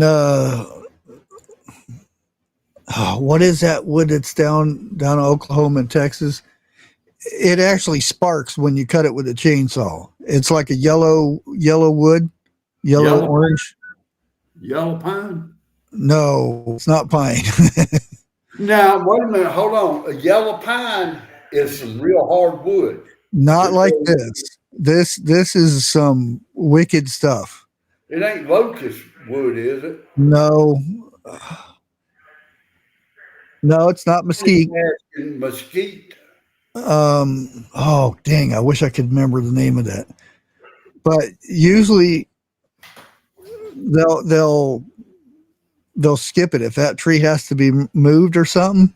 Yeah. It's something they don't want to touch because it is like it's like cutting metal. As soon as you cut this tree down or whatever, you have to sharpen your blade up. Petrified wood? No. Yeah, I think that's it right there. Wait a minute. What's that? The Orange. yeah. If you can get some, how much would that cost a board foot? Oh, you wouldn't want it's horrible stuff. Arms Family Farm, he had to cut one down where his fence was going. And it grew into his fence and stuff. And you could see sparks flying off of that thing from his chainsaw. And it just, he said it'll burn, it'll mess the bar up and everything because it gets so hot and it's so hard to cut. Darn. I bet you if you do cut one down, you've gone through some chains and bars. Yeah, he drug it away so he didn't have to cut it up.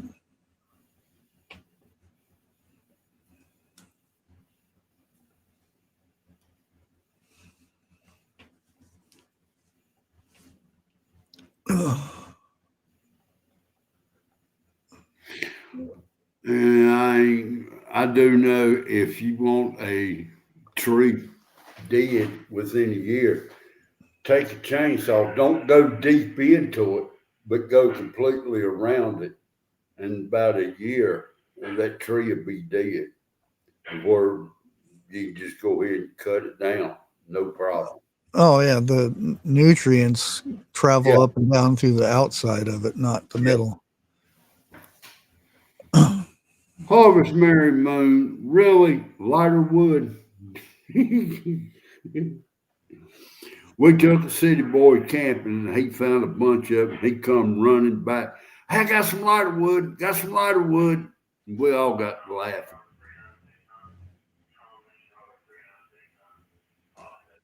Yeah, let me see.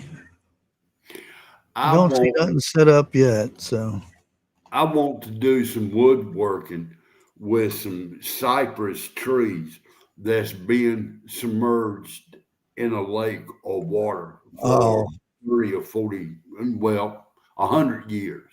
a couple hundred, yeah. Man, you can make some money off them logs, so yes, you can. I seen a show where they were going down in this lake where they used to run the logs crossed and stuff, and they said a 8-foot section is like 20 20 to $30,000. God, Like, holy moly! And that was a while ago when I seen that show. I can just imagine nowadays. I just don't have the knowledge to do the carving and everything to make it worth a lot of money. You know, I can make you chairs, I can make a bed. I Hey, have yet to make it. Oklahoma gal. Everybody's coming to the East Coast. See, even Oklahoma people coming out here. Hey, you picked a fine time to come out here with that hurricane. Maybe she's like you. Maybe she got a Supergirl outfit on and thinking she could fly in it. Wait and see if the girls pop up real quick. Uh, Yeah, they've been just going live, so I don't know. well, you got their number. Call I don't like bugging people. them.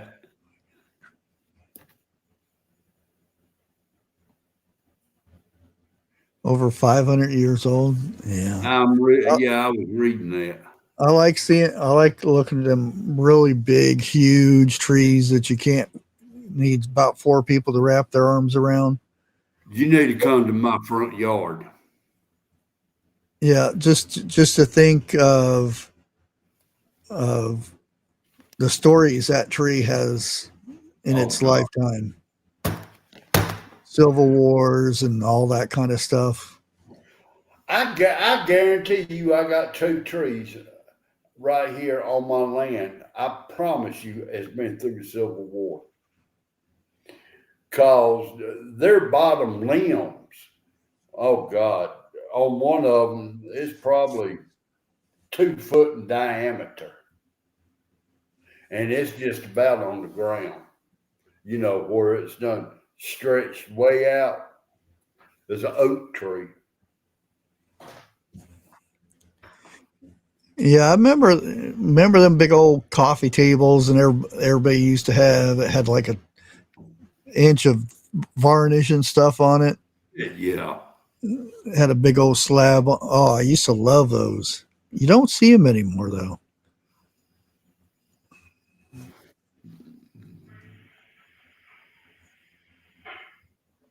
I missed that one. You was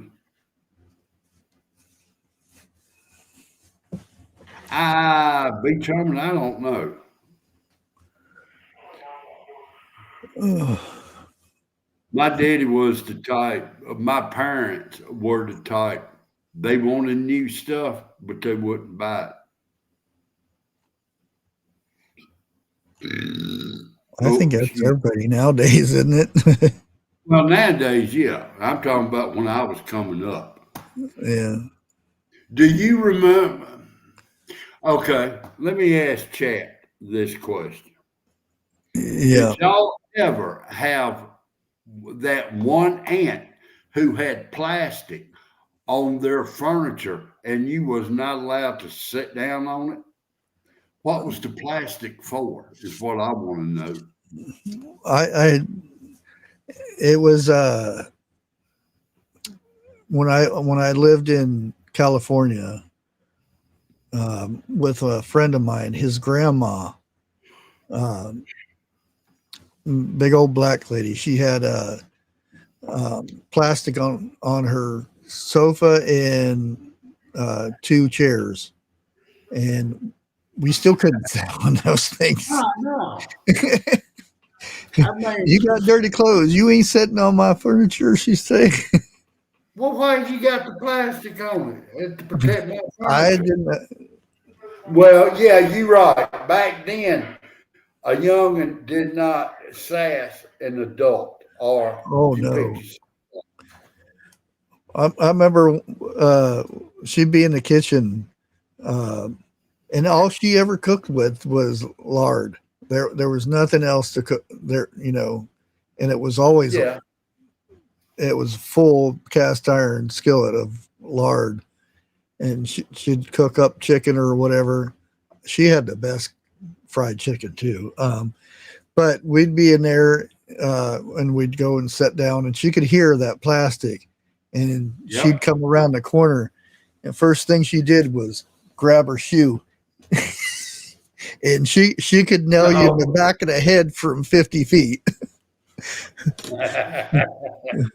She'd hear that plastic, and she'd run in there.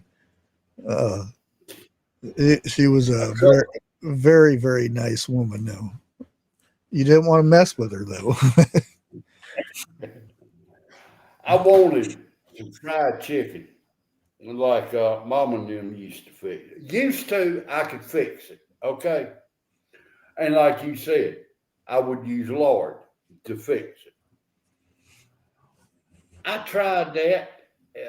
I'm gonna tell you what, just did not have the same taste as when I fixed it, as when I started out cooking or Mama cooked. You know, it's something definitely different. Yeah, I remember, and this was in Watts in L.A. And this was before riots and all that stuff. But I was at the school. Well, there was supposed to be three other white kids at the school, but I never did see them. I never got in trouble with anybody or nothing like that. But I remember taking off school because we had to walk down to the government place to get our cheese Uh huh. and our bread and I think milk and butter, the big things of butter, Damn. the big breaks of butter. I wish But they still did that. what and peanut butter. There was the big cans of peanut butter too. And we had to take turns carrying the box because we walked from there back to her place, and that was our day off school because she needed help to carry the box home.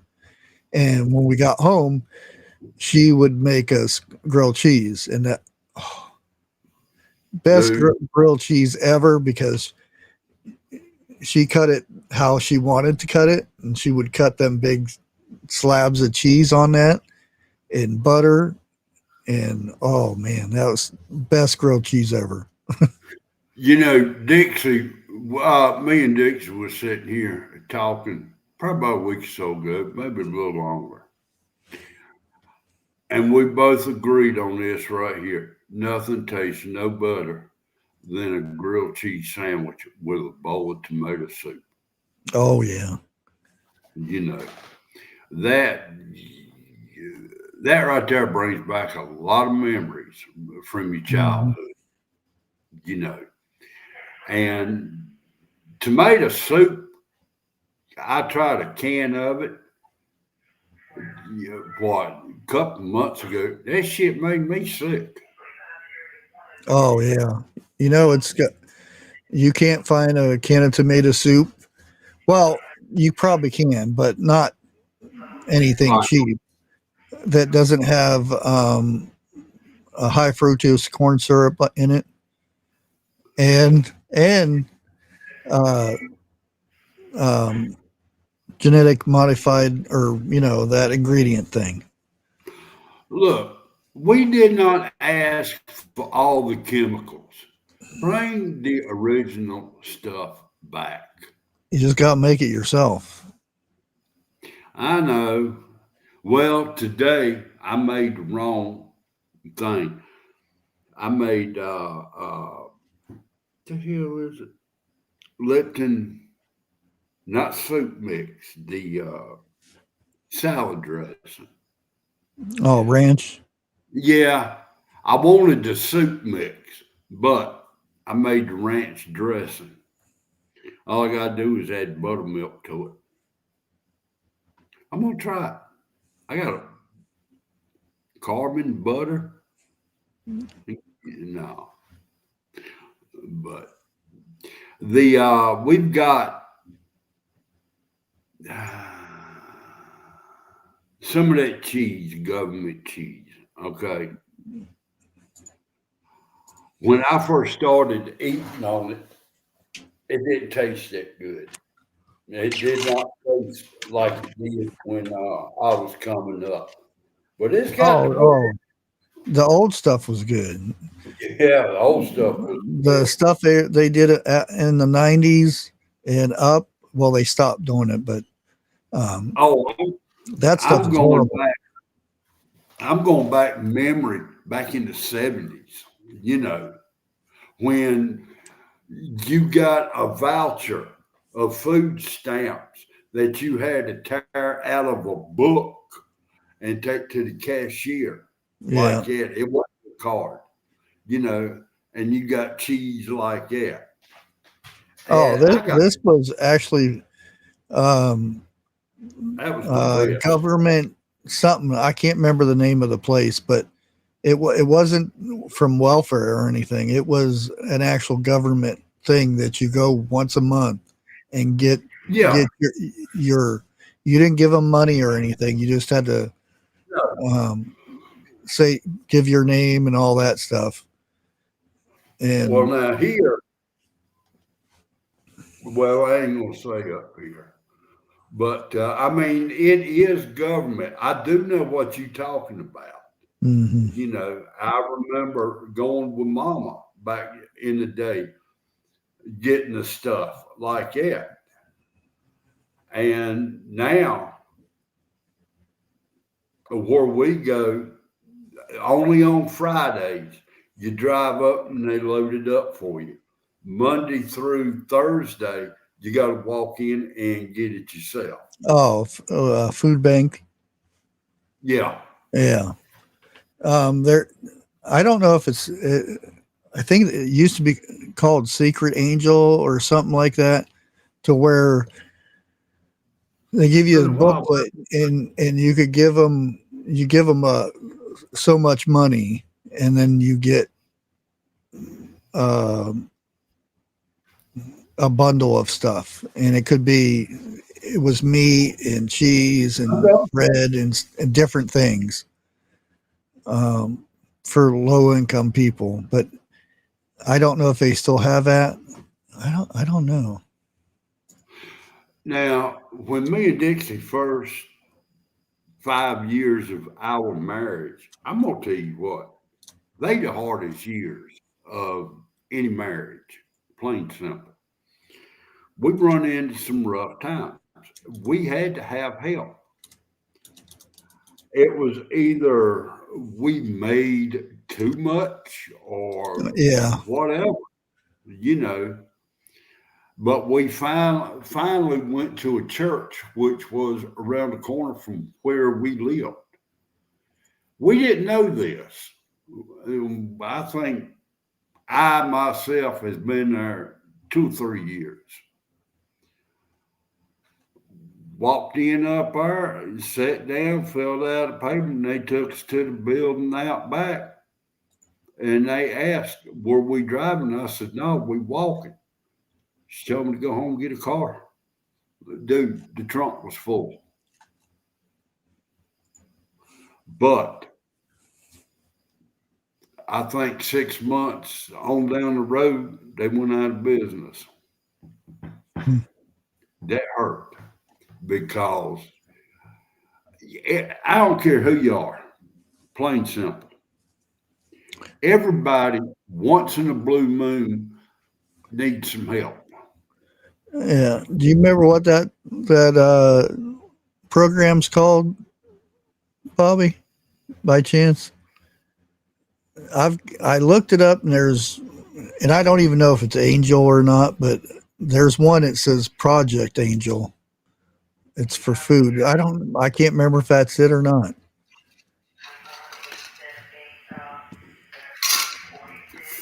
Bushcraft, I'll be back in a minute. I got to take a shot. Oh, okay. Let me double check real quick and see if the girls are live.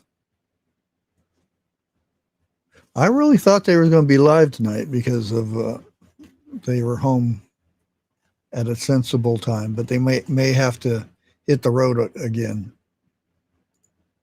Yeah, it doesn't look like they're live. What are you doing down there?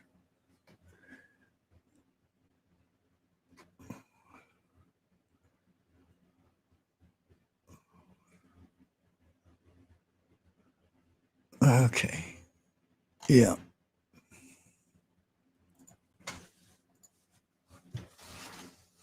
And it may be different names in different states and stuff, but I forget what it was. And some of the stuff was pretty good. One month you would have something good, and another month you'd have something that nobody really liked or something. I can't remember what it was.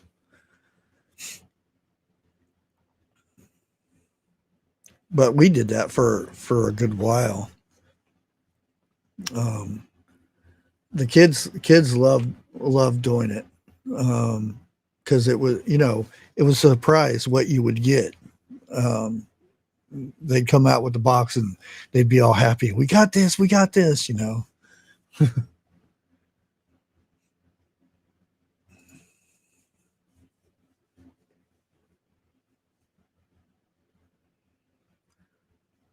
think I have to check on IBs. Uh-oh.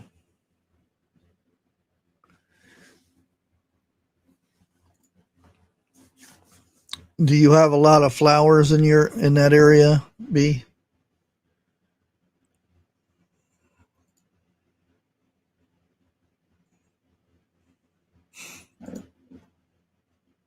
I know this people that have, I think, 13 hives, and it's in the middle of a goldenrod field. So they get all their pollen from the goldenrod flowers, and that's probably one of the best honeys you can get for allergies and stuff.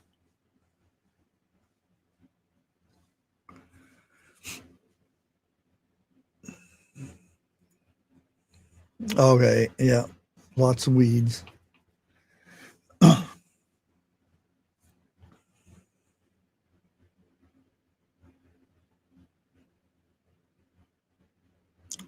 Fair for all. Okay. Yeah, that's what I was thinking. Maybe it's in a program that's in different places and stuff, different names.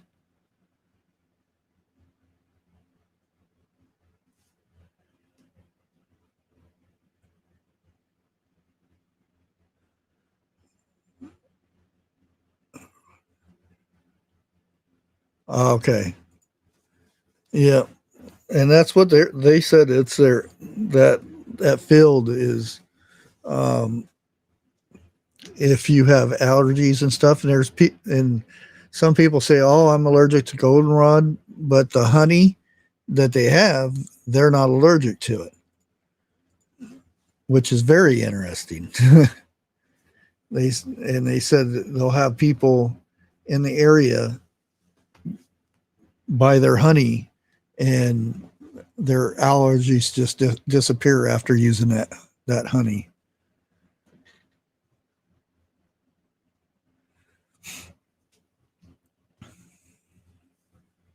Allegedly, I'm not a doctor, so I don't know any of that stuff.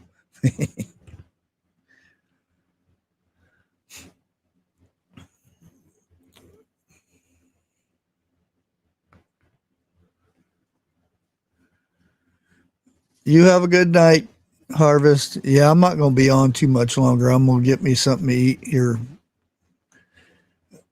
and relax for a bit. I was out early mowing and trying to clean up the yard and stuff. I've got grapevines growing, and you would figure I'd get grapes off of this thing at some point, but I don't see any grapes on it. It's a wild grapevine, so. Yep, allegedly.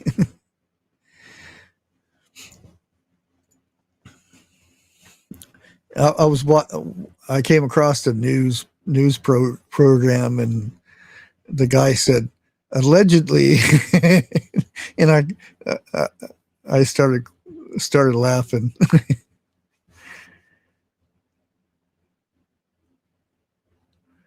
Yeah, locals the best way to go. I mean, if you have, you know, your you have allergies and stuff.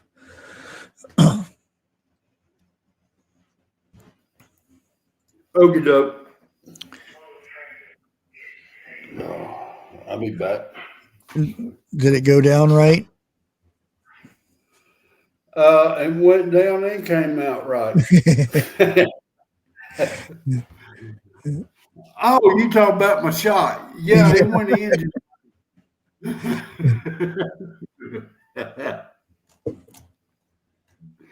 Well, I figured why I'm up, go ahead and do what I got to do anyway. Yeah.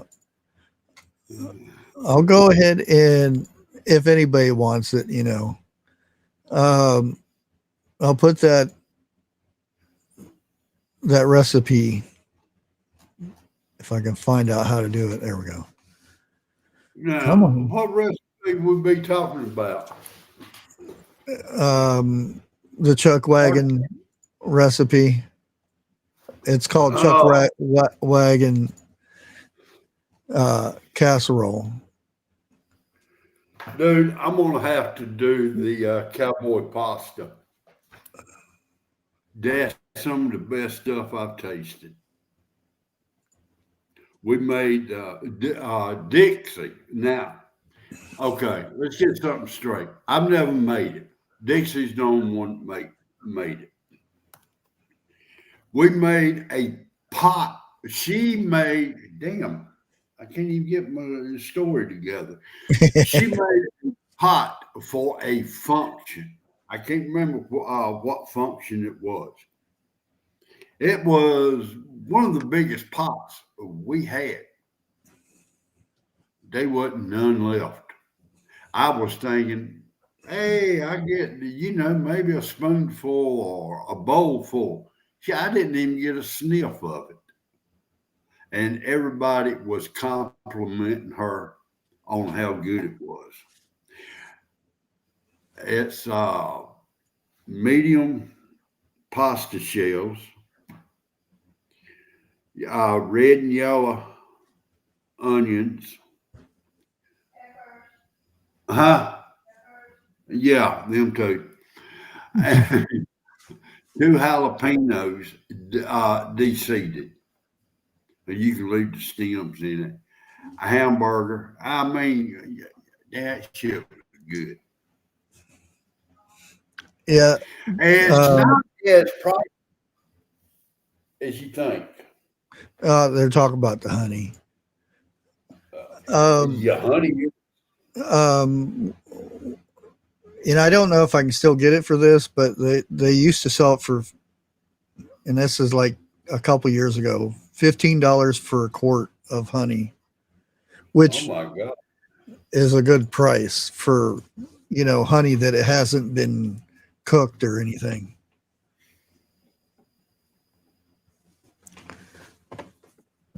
Well, that'd be raw honey, right? Yeah, that's okay. And I don't. They said they don't. It's not filtered, but I think they screen it or something. B would probably know what I'm talking about. Because I asked, I said, is it pasteurized or anything like that?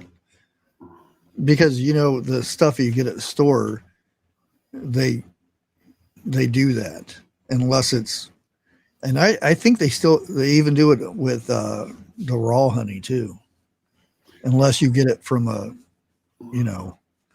actual place like Roll King. They sell raw honey that's not been pasteurized or anything. I want some honey with the cone in it. They can do that separate. I don't like the cone in it because that's honey space. Well, you can buy the honeycomb separate. I did not know that. Yeah.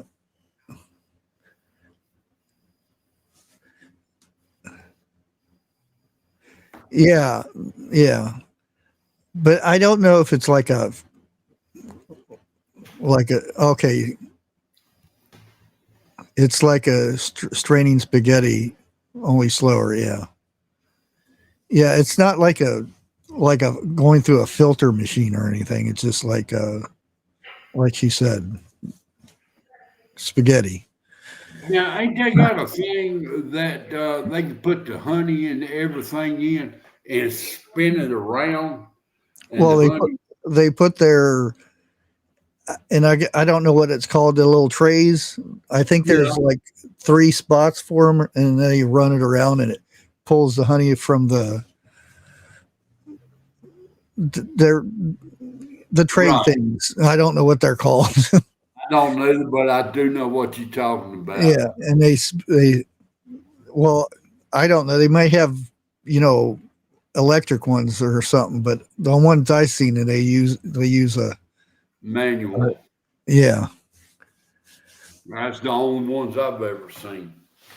But then again, the only people I've ever seen use them is like the Amish or the Yeah, Mennonites. yeah, frames. That's it, frames. I knew you guys would know.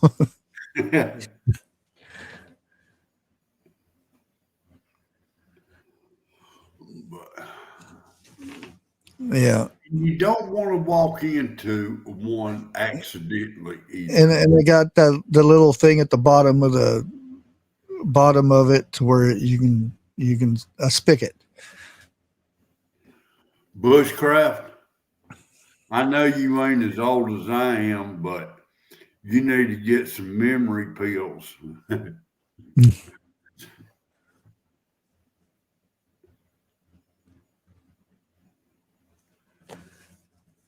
Now, when you say scrape it off the frames, The- don't you have to cut the wax off first? Or is that what you're talking about? well, you have a scraper thing that they scrape because I've just watched people do it, and you scrape the excess off, and I think that's what she's talking about Okay. because they'll hold it up and they'll scrape it off so you can stick it in the spinner thing. Yeah. Okay. It seemed like the one I've seen, they'll take a long knife and go down it all at Yeah, once. yeah. That's before they put it into frames or whatever. No, that's before they put it in Spinner. the spinner thingy. Okay. Okay. Spigot. Yeah, my bucket's got a spigot. Oh. Never mind. Never mind. Okay. I know what you're spelling now.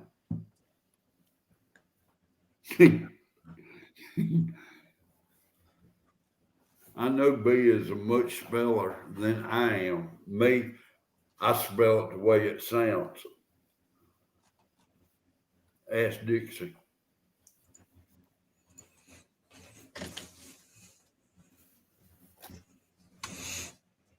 Well, if it's typing, my spelling and my typing are two different things.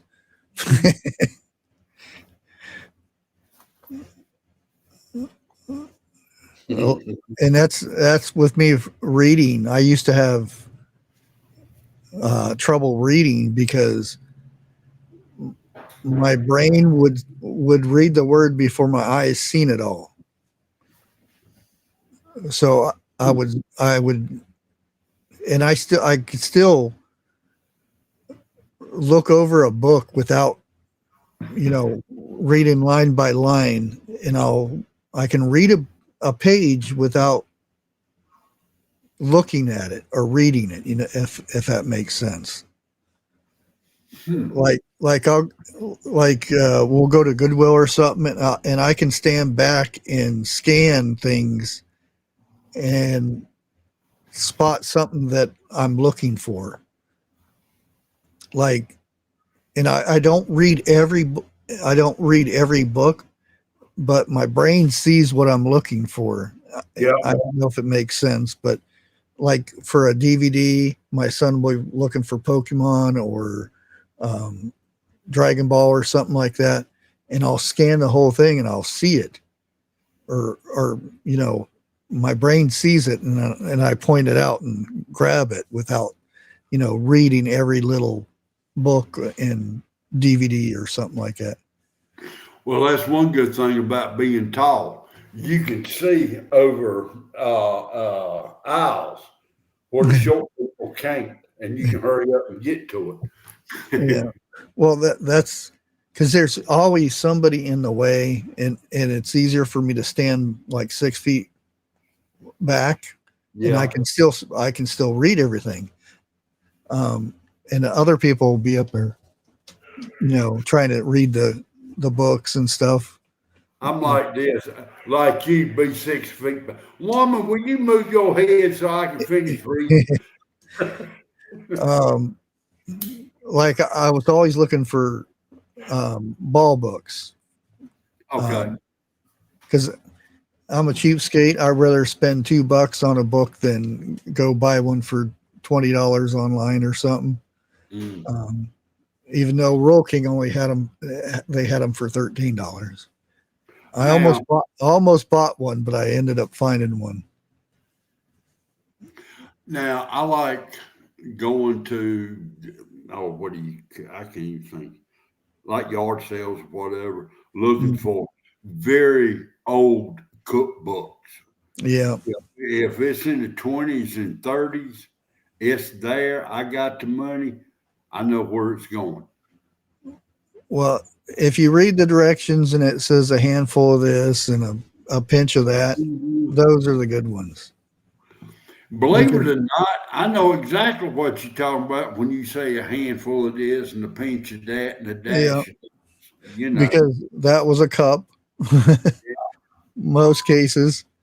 Because they didn't have measurements. It was, your hand or a pinch.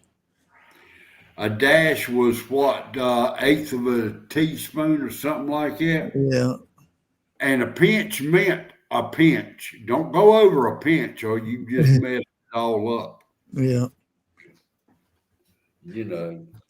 But yeah, everybody's seen how I did my spaghetti sauce. I actually added something on there that I didn't have in the video. I put chili, not chili powder, but chili flakes. Huh. We're waiting on you to cook that, Art.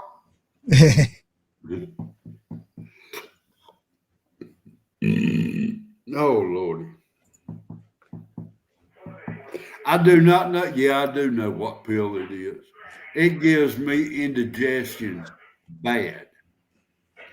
Last night, I thought it was going to come back up. That was the worst tasting pill. It's as a capsule. It's supposed to dissolve in your stomach, but sometimes it gets caught on the side of my throat. Oh. Yeah. And that's where it dissolves. Nasty. God, it'd make you want to call Ralph. Yeah. Some of those are icky tasting. Man, I ain't got no teeth. I can't chew them up, so I don't know which ones they are unless I crush them. And I do not have a mortise and pedal.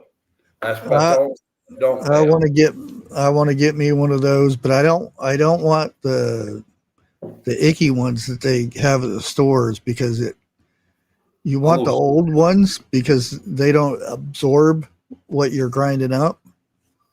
These newer ones kind of do. Oh, do they now? Yeah. I'm glad you told me that. Because they're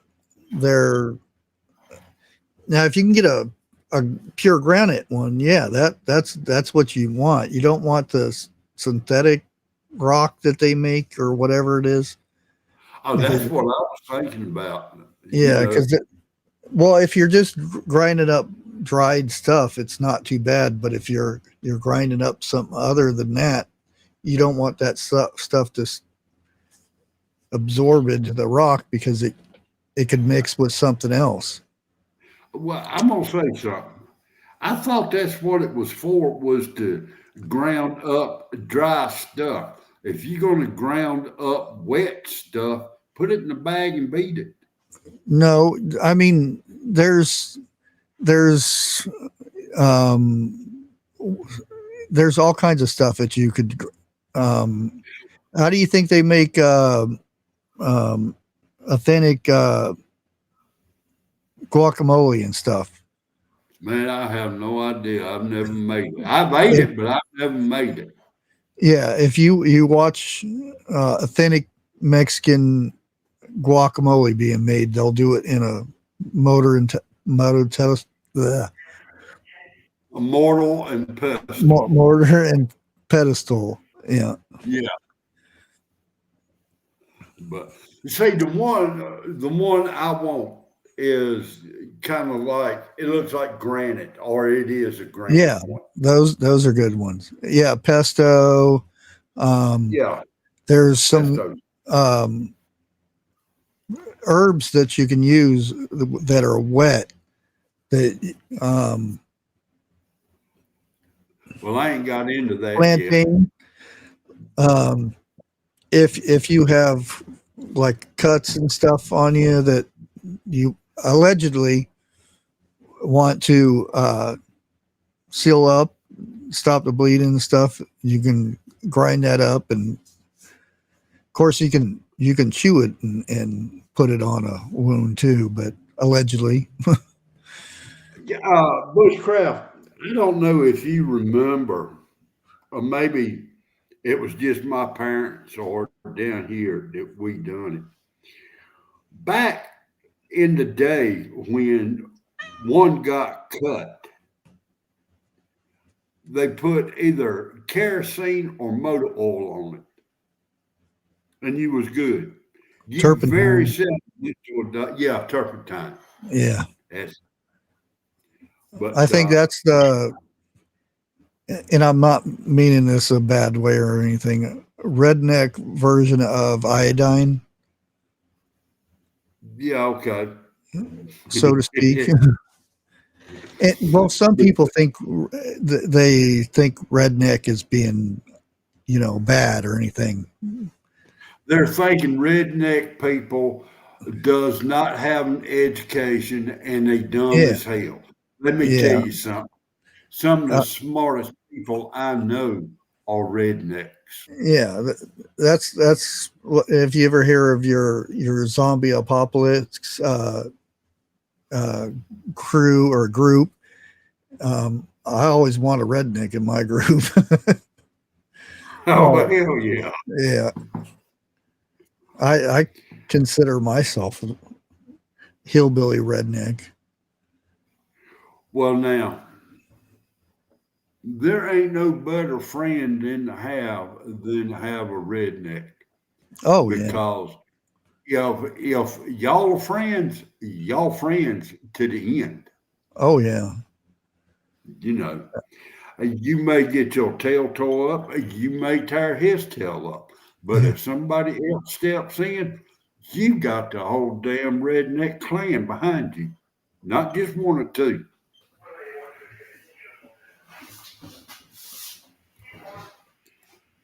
Oh I mean, my purlane is growing crazy. I think I've done this before, but not with this. But I'm thinking about um, another way of saving it um, is grinding it up in the food processor and putting it in ice trays and freezing it, and then put it in after it's frozen. Put it in bags. hmm, That way, if I want fresh, yeah, I'll have it. about like freezing eggs, right? Somewhat, yeah. They're too expensive to freeze nowadays, so it's not a bad idea.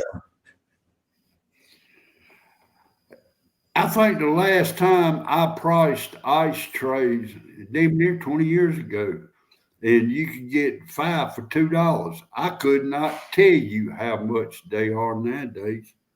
And I'm talking about the plastic ones, the Yeah, ones that I'm last trying to a think is the year. last time I seen any. I want what we had when we grew up, the metal ice trays. Yeah. Yes, I find me know one of exactly them. what you're saying. But Because, you had to run water up underneath it to crack them. yeah, Dude, people today have no idea what getting ice was back then. yeah. Didn't watch it. That tray will stick to your hand. How many times did somebody try to talk you into licking the bottom of the ice tray? Not the plastic Dude, one, the metal one. no, no. That never happened.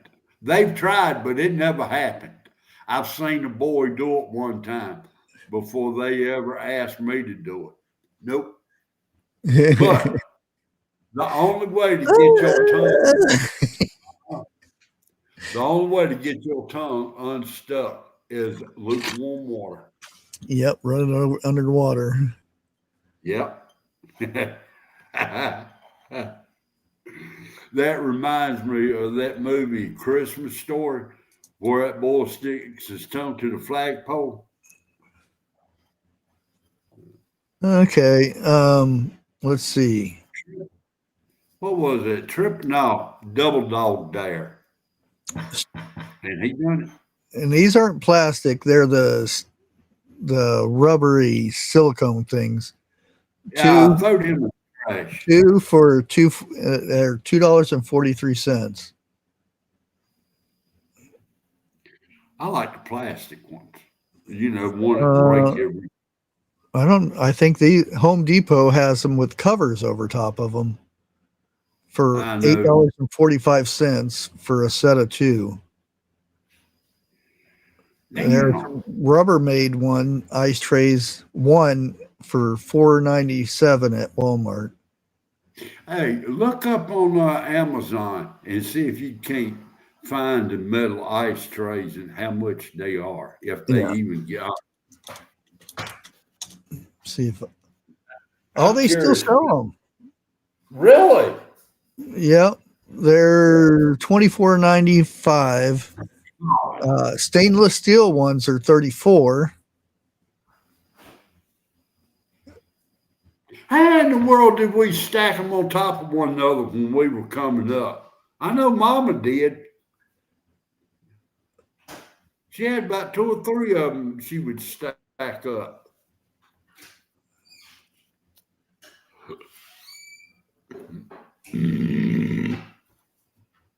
You get where they selling them at? Home Depot. The metal ones, no. Yeah. Um, Ace Hardware, you can get them for $16.90. Weird shaped ones though. Oh, The Vermont Country Store sells them for 24. Might as well say 25. One Mercantile sells them yes, for baby. $34. Uh, yeah, there are some on eBay too that are pre-owned and stuff. $20, $18, yeah, $24. Them things lasted for a Yeah, long time. those are aluminum, so those are not the older ones. I'm surprised they still sell them. But for that price, Yeah, I like to know. they're expensive. Oh, Amazon has here. Let me see, and they're gonna not be as good as the other ones, the older ones. Oh, this actually has ice cube trays with easy stacking rack, so you could Okay. stack them. Huh. Ice cube trays with one release handle.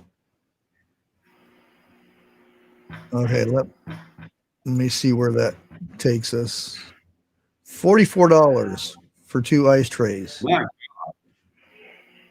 Now Those that's a are little bit. those are those are extra larges. So yeah, these are fancy metal ones. Let's see what this was. They didn't have. So you're saying they didn't have those when we were coming up? Oh no, these ain't the same. These are designed the same. They're just fancier Bigger. shapes. Yeah, the bigger cubes. That's on Amazon there. I'm wondering how many ads you're going to have in the future for these things. Well, if I search it on Google, I have that stuff turned off. Oh, But if I go to the sites, that's a different thing. I have to do more. I have to find out what the ports are for that and turn it off and stuff. I've got to where I won't use Google. I'll use all the other one, Foxfire. Well, They I'm don't. talking the search engine, not the browser. Okay. Like if you go to google.com to search something, because I think Okay. Foxfire uses it. Well, I know Foxfire has set you up with a link to it, and you just click on that link, and it'll bring it up. Yeah, that's what Google does. It puts it on the side. Hmm.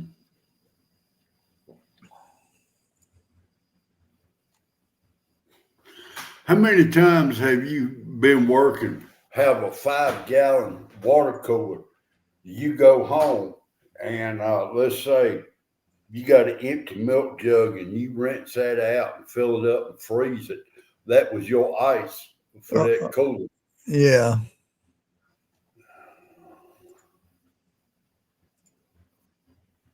It saved on ice right much, I'll tell you that.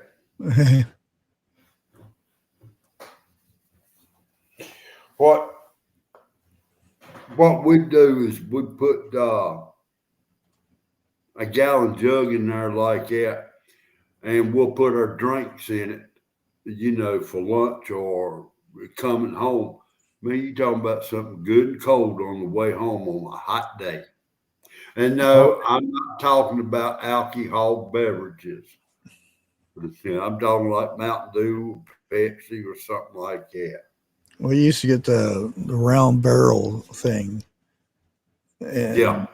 I think it was like a 10-gallon one, and we'd put a bag of ice in there and a cup of the Gatorade powder, and then fill it up with water, and then Okay. halfway through the day we would end up getting another one. So we were drinking 20 gallons of Gatorade a day. I have never been a big fan on Gatorade. This was a long time ago Gatorade, so Yeah. Okay. not this instant heartburn Gatorade they have now. Now, I don't know who it's made by. Powerade. It's about like Gatorade, but it's got a better taste to it, to me. Yeah, And I don't like none of the stuff nowadays. well, I think it's Body Armor is the stuff. If you get there's doesn't have sugar in it. okay. Well, That stuff's good for your electrolytes and stuff. now I'll be straight up with you. When I worked outside, I sweat like a pig, a hog. Okay, I know it's a term of saying down here, but I would not drink tea. I would not drink soda. Yeah, The only caffeine. thing, the only thing I wanted was cold water. That's all I would drink until I. Yeah, and again, this was in Phoenix, so up on a roof, it's over 120, 130 degrees up there. So, Yeah. and that's what we were drinking a gallon of Jack Daniels every day too. Oh, While we worked, and all the Gatorade because you had to, because you didn't sweat. If you sweat, it instantly dried because it was so dry. really? Yeah. So y'all got the dry heat out there. Oh yeah. Okay. Y'all didn't have the humidity. Yeah. Oh, there is no humidity out there. But that dehydrates you. It rehydrates you more because it sucks the moisture. Like if you're breathing out of your mouth a lot, Right. it'll dry you out a lot quicker. Dana B, you have a good night, lady. Good night, Dana. Stay away from them bees.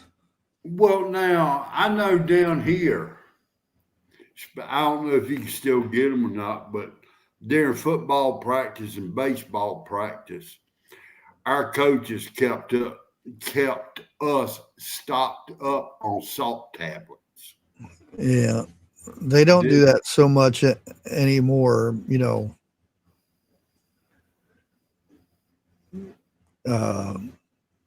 Health things and liabilities and this and that. only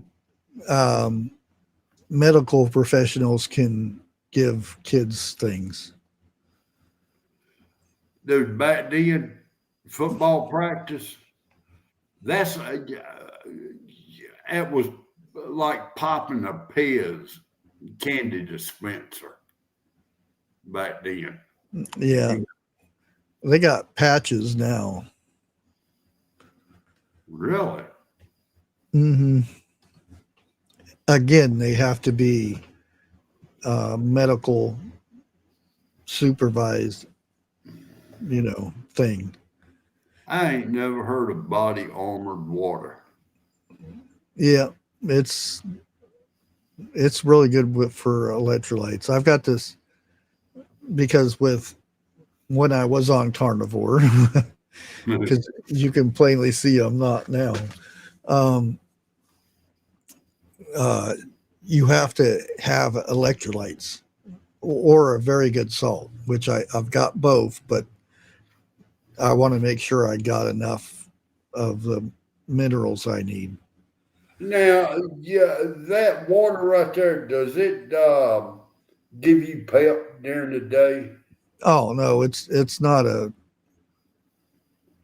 it's not a energy drink. It's Okay. for electrolytes and stuff. Okay. They do have some that is a energy drink form, but I get the sugar free stuff. All right. I'm gonna have to look for that body armor. Just give it a shot. Do you remember? Well, back then we used to pay people for certain type of pills, and now you can go to a convenience store, and the pill I'm talking about was yellow with black stripes on it. Yeah. They don't. Yeah. They outlawed that stuff at Circle K's and gas stations. Oh, did they? Yeah, because kids were getting them. Like we used to get them. Yeah, because they're technically something that you're not supposed to have if you do stuff with them. Yeah. Well, back in the day, that was the main reason we got them. Yeah. You know. Yeah, I mean, something no, like that. But it's named after a bee. yeah, a certain kind of bee. Yeah. But I mean, I lived off of that, and I know you know what I'm going to be talking about. I lived off of alcohol, smoke, and a bunch of those pills, and a few of the pool balls. I know you know what I'm talking about. It was the little black ball. It was the number, then Yeah. ball. Okay. That right there would just that right there would mess you up if you wasn't used to it. God, all I have to do nowadays is sniff it, and I'm messed up.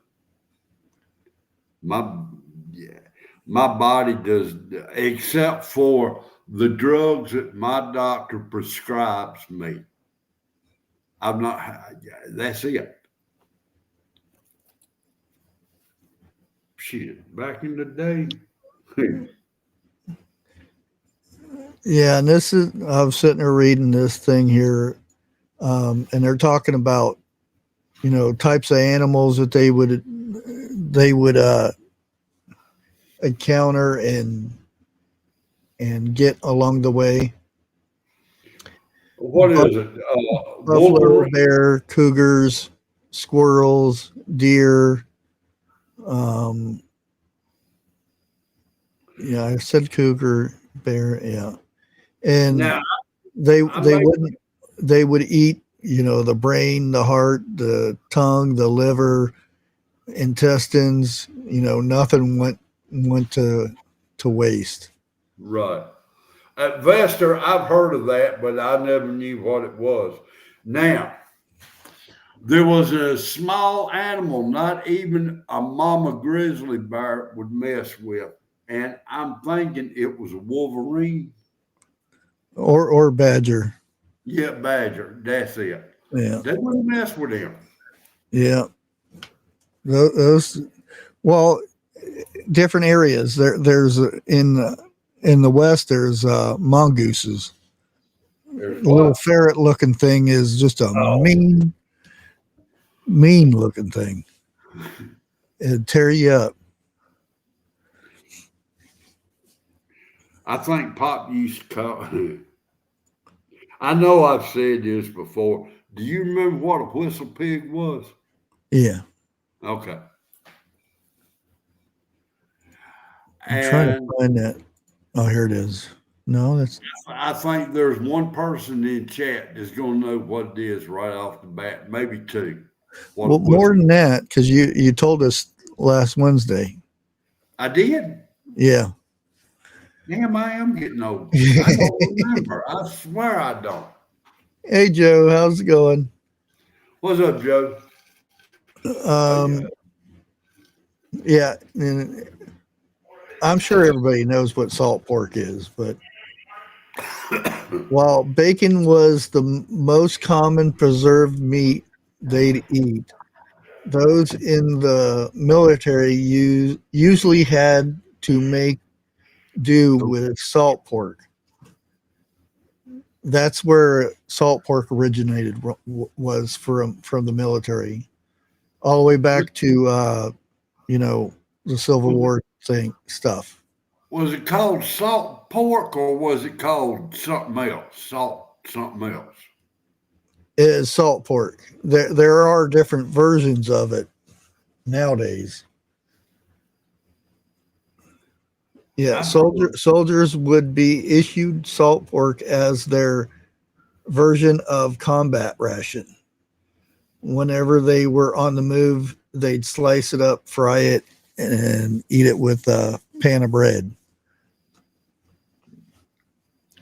If it's as salty as I think it is, you needed a couple of pans of bread with that. um, and again, depends where you're at. Yucca root. Never heard of. Yeah, it's a Western thing. Yeah, yucca. Oh man, you can do so much with the plant. Um, Okay, the root of it. You can, like, if you need to sew your britches up or something, you Buster. you take the tip of it, of Yeah. the plant, and you bite it with your teeth, and you pull it out, and it has thread on it, the Huh. inner part of that, and it's some of the strongest thread you'll need. You can actually sew up a wound that way too. I was just fixing to say. Yeah. Pine nuts, mainly a Midwest, Western thing too. Acorn bread. I want to try some chicory coffee. I heard my daddy said that was the worst tasting coffee he ever tasted. Chicory coffee and pine nut coffee, acorn coffee. Acorn, yeah. Yeah. He said that's the two worst tasting coffees he's ever tasted. And trust me, I've seen my daddy drink some coffee. He would brew it up like that coffee pot I showed you. He would take it, pour it straight out of the pot into the cup, and set it in the microwave, heat it up for about 2 more minutes, pull it out, put his cream sugar in it, and turn it straight up. Oh, Yeah, he's the only person I ever seen do that. I'm sitting there thinking, man, you ain't got no taste buds whatsoever. like the cartoons when the smoke come out their ears. Yeah, but he turned around and go get him another cup. And when he worked in a restaurant, he was a cook. I've seen it. I've counted them. 7 pots of coffee before lunch. But he would get in and start his breakfast up. His sausage, bacon, ham. He wouldn't cook them completely through. So that way, when the order come in, he'd put it on there, finish cooking. They'd be hot when he got them. But you have no idea what it's like working for one of your parents, and they be a perfection. Yeah. Well, it's 10 o'clock. I'm gonna go ahead and call it here. Out. We're at your house Wednesday, right? I forgot all about that. Yeah. Yeah. Okay. Yeah. I'll go ahead and make a thumbnail tomorrow for it. I'm glad you told me. Yeah. Originally, I was going to go live on the cooking channel so I can start working on that. Let me, if you guys are not already subscribed or not, I thought I was. there it is right there. Let me. Yeah, for some reason they wouldn't let me go live tonight, so Yeah, I'm subscribed. I went live on here and Bushcrafty. My sister used to drink chicory coffee years ago.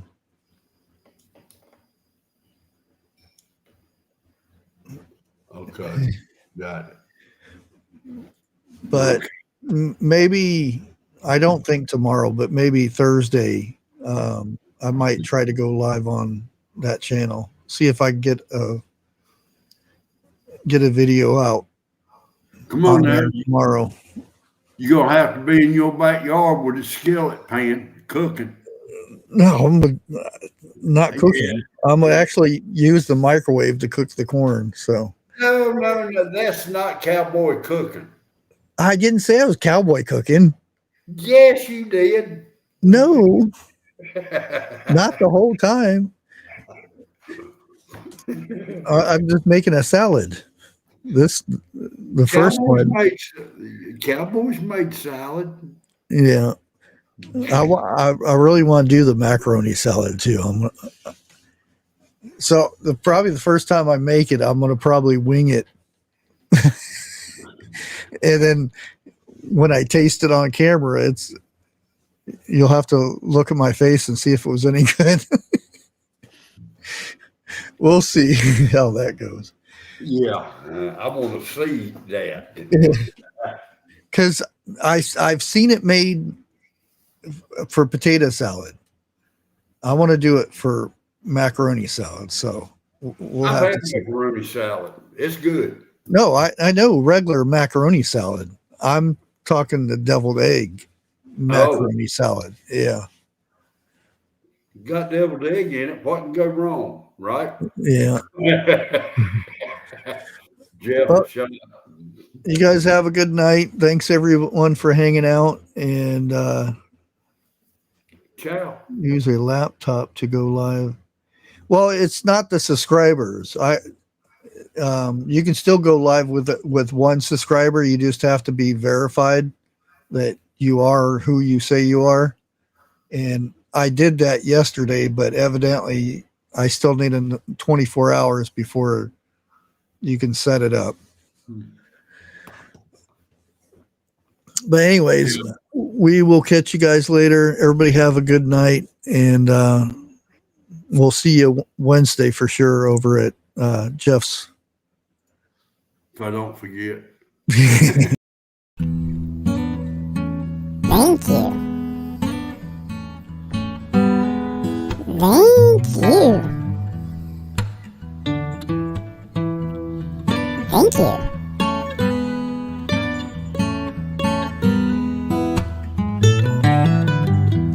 Oh yeah. Thank you. You too.